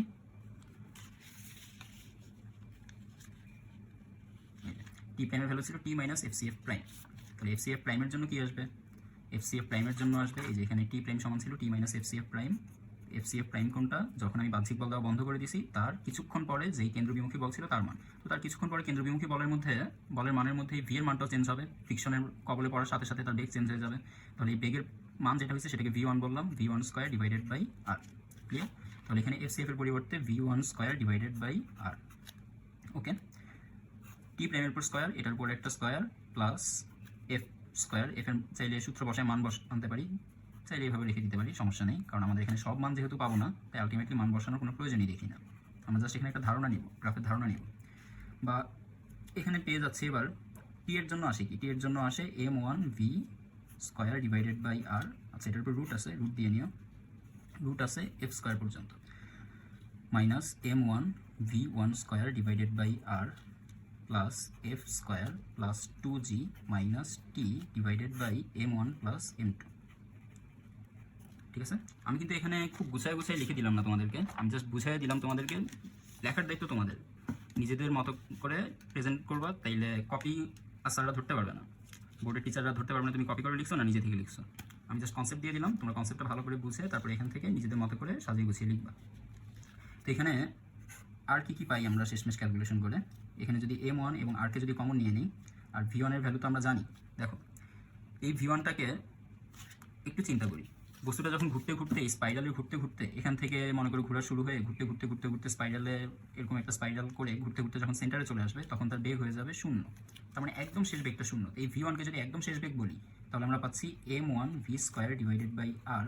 ধীরে ধীরে কমতে কমতে এই v1 এর ভ্যালুটা একসময় 0 হয়ে যাবে, তাহলে এখানে 0 বসাই দিলে আমরা পাচ্ছি minus 0 plus F square plus 2g minus t divided by m1 plus m2। ঠিক আছে, কি আসলো তাহলে এখানে? বা এ সমান সমান রুট ওভার, এখান থেকে এই অংশটা ভ্যানিশ, 0 হওয়ার কারণে এই অংশটা ভ্যানিশ, বাকি আছে m1 v square by r plus F square. তাহলে এখানে একবারে বসাইতে পারতেছি m1 v square by r plus F square, তারপরে plus 2g minus t. T এর জন্য বসাইতে পারি m1 v square divided by r divided by নিচে থাকবে m1 প্লাস m2। শেষ, ইকুয়েশনের কাজ এখানেই শেষ, আর তেমন আমাদের কোনো কাজ নেই। এবার এখানে দেখি আমাদের কোনো মান কি ভ্যারি করতেছে কিনা। এফ এর জন্য আমরা কি ইকুয়েশন জানি? এফ সমান সমান জানি mu M G. Mu constant, M constant, G constant, তাহলে এফ এখানে কনস্ট্যান্ট। ঠিক আছে, m1 v এবং r বস্তুটা প্রথমে যে বেগে ঘোরা শুরু করেছিল বা যেই সমদ্রুতিতে ঘুরতেছিল সেই বেগটা তো মানে আদি বেগ যদি ধরে রাখি আদি বেগের মানটা তো পাল্টাবে না। আস্তে আস্তে যখন সামনে নতুন নতুন সিচুয়েশনে যাবে তখন সময়ের সাথে সাথে আদি বেগটা কমবে, কিন্তু আদি বেগের মান তো আদি বেগেই থাকবে। মানে 10 থেকে কমা শুরু হয়েছে, 10 তো 10-এর জায়গায় আছে, 10 থেকে কমে 9 হয়েছে, তাহলে আমি বলবো আমার আদিবেগ ছিল 10, শেষ বেগ 9। তাহলে আদিবেগের মানটা তো আর কখনো 10 থেকে হেরফের হবে না, আদিবেগের মান যা ছিল সেটা তাই থাকবে। আমরা জাস্ট মনে মনে ধরে নিলাম আর কি 10 বোঝানোর জন্য। তো এখানে এই ভি এর মান চেঞ্জ হবে না, আর এর মান চেঞ্জ হবে না, m1 এর মান চেঞ্জ হবে না, তাহলে আমরা বলতে পারি এখানে m1 v স্কোয়ার বাই আর এই পার্টটাও কনস্ট্যান্ট থাকবে, যেহেতু এরা সবাই কনস্ট্যান্ট, এই পার্টটাও এখানে কনস্ট্যান্ট থাকবে। বলতে পারো যে স্যার আর তো কনস্ট্যান্ট থাকবে না, আর তো একটু পরপর চেঞ্জ হবে, স্পাইরালে ঘুরতে ঘুরতে আর এর মান তো ধীরে ধীরে কমবে। হ্যাঁ, আর এর মানও ধীরে ধীরে কমবে, কিন্তু এই পজিশন থেকে, এটা তো আমরা একদম প্রথম পজিশনের এম ভি স্কোয়ার হিসাব করতেছি, তাই না? আমাদের এইখানে যে পার্টটা ছিল, এই পার্টের মধ্যে যে আরটা ছিল, এই আরটা ধীরে ধীরে চেঞ্জ হচ্ছিল। এই v1 এর কারণে যে নতুন আর পেয়েছিলাম সেই আরকে আমরা r1 বলতে পারি। তো এই পার্টটা তো ভ্যানিশ হয়ে গেছে, এই আরটা তো একদম প্রাথমিক অবস্থার আর, প্রাথমিক অবস্থার আর মান তো আর পাল্টাবে না, তাহলে এই আরটা কনস্ট্যান্ট। আচ্ছা, 2g, 2gর ব্যাপারে কি বলবা? কনস্ট্যান্ট, এই তিনটা কনস্ট্যান্ট হইলো, এটাও তো সেম জিনিস, এটাও কনস্ট্যান্ট হবে। তাহলে আলটিমেটলি আমরা m1 প্লাস m2কে দিয়ে পুরো জিনিসকে যখন ভাগ করবো, এই পুরো জিনিসকে যখন m1 m2 দিয়ে ভাগ করবো, এই দুইটাও তো অ্যাকচুয়ালি কনস্ট্যান্ট, তাই না? তাহলে আমরা বলতে পারি, তোমরা পরীক্ষার খাতে এইভাবে সাজায় লিখবা যে এই সমীকরণে প্রত্যেকটি রাশির মান ধ্রুব হওয়ায় বা প্রত্যেকটি রাশির মান অপরিবর্তিত থাকায় বা প্রত্যেকটি রাশির মান কনস্ট্যান্ট থাকায় এর মানও কনস্ট্যান্ট হবে, অর্থাৎ এ কনস্ট্যান্ট থাকবে। এখন এ কনস্ট্যান্ট মানে কি? এ কনস্ট্যান্ট মানে হচ্ছে এ সুষমতল, এ হচ্ছে সুষমতল। এবার কাজ হয়ে গেছে, এবার আমাদেরকে গুণগত গ্রাফ আঁকতে হবে। গুণগত গ্রাফটা হচ্ছে বেগ ভার্সেস সময়। এদিকে থাকবে সময়, এদিকে থাকবে বেগ।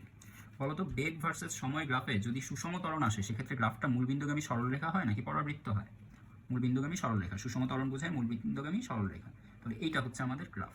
এদিকে আছে ভেলোসিটি, এদিকে আছে টাইম, আর এই লাইনটা বোঝাচ্ছে সুষম ত্বরণ এ। এটা বোঝাচ্ছে সুষম ত্বরণ এ। আমরা জানি বেগ সময় গ্রাফের যে ঢাল, সেই ঢালটাই ত্বরণ প্রকাশ করে। তাহলে এই হচ্ছে বেগ সময় গ্রাফ, এটা হচ্ছে বেগ সময় গ্রাফের ঢাল, এবং ঢালটা দেখাচ্ছে ঢালটা দেখাচ্ছে ত্বরণকে, এবং ত্বরণটা কনস্ট্যান্ট সুষম, তাই এখানে মূলবিন্দুগামী সরলরেখা হবে, বক্ররেখা হবে না বা পরাবৃত্ত হবে না। বুঝতে পারছি? তো আজকে আমাদের অ্যাসাইনমেন্ট এই পর্যন্তই। এটা গেল আমাদের ঘ নাম্বার। তোমরা অ্যাসাইনমেন্টটা আরেকবার দেখবা, কারণ এখানে যে বেসিকগুলো দেওয়া হয়েছে আমার মনে হয় না এই বেসিকগুলো খুব হার হমেশাই তোমরা এগুলো নিয়ে ডিল করো, হার হমেশাই এগুলো তোমাদের দেখা হয়, অনেকদিন পর পরই এগুলো তোমরা দেখো এই ধরনের প্রবলেমের সামনে পড়লেই। তো ভালো করে তোমরা অ্যাসাইনমেন্টের লেকচারটা দেখে যদি কোথাও বুঝতে সমস্যা হয় কমেন্ট বক্সে জানাবা, আমি সমাধান করে দেওয়ার চেষ্টা করব। অথবা আমাদের একটা গ্রুপ আছে ফেসবুকে, সেই গ্রুপে এসেও যদি জানাও ওইখানেও আমি সমাধান করে দেওয়ার চেষ্টা করব। তো আজকে এই পর্যন্তই, আল্লাহ হাফিজ।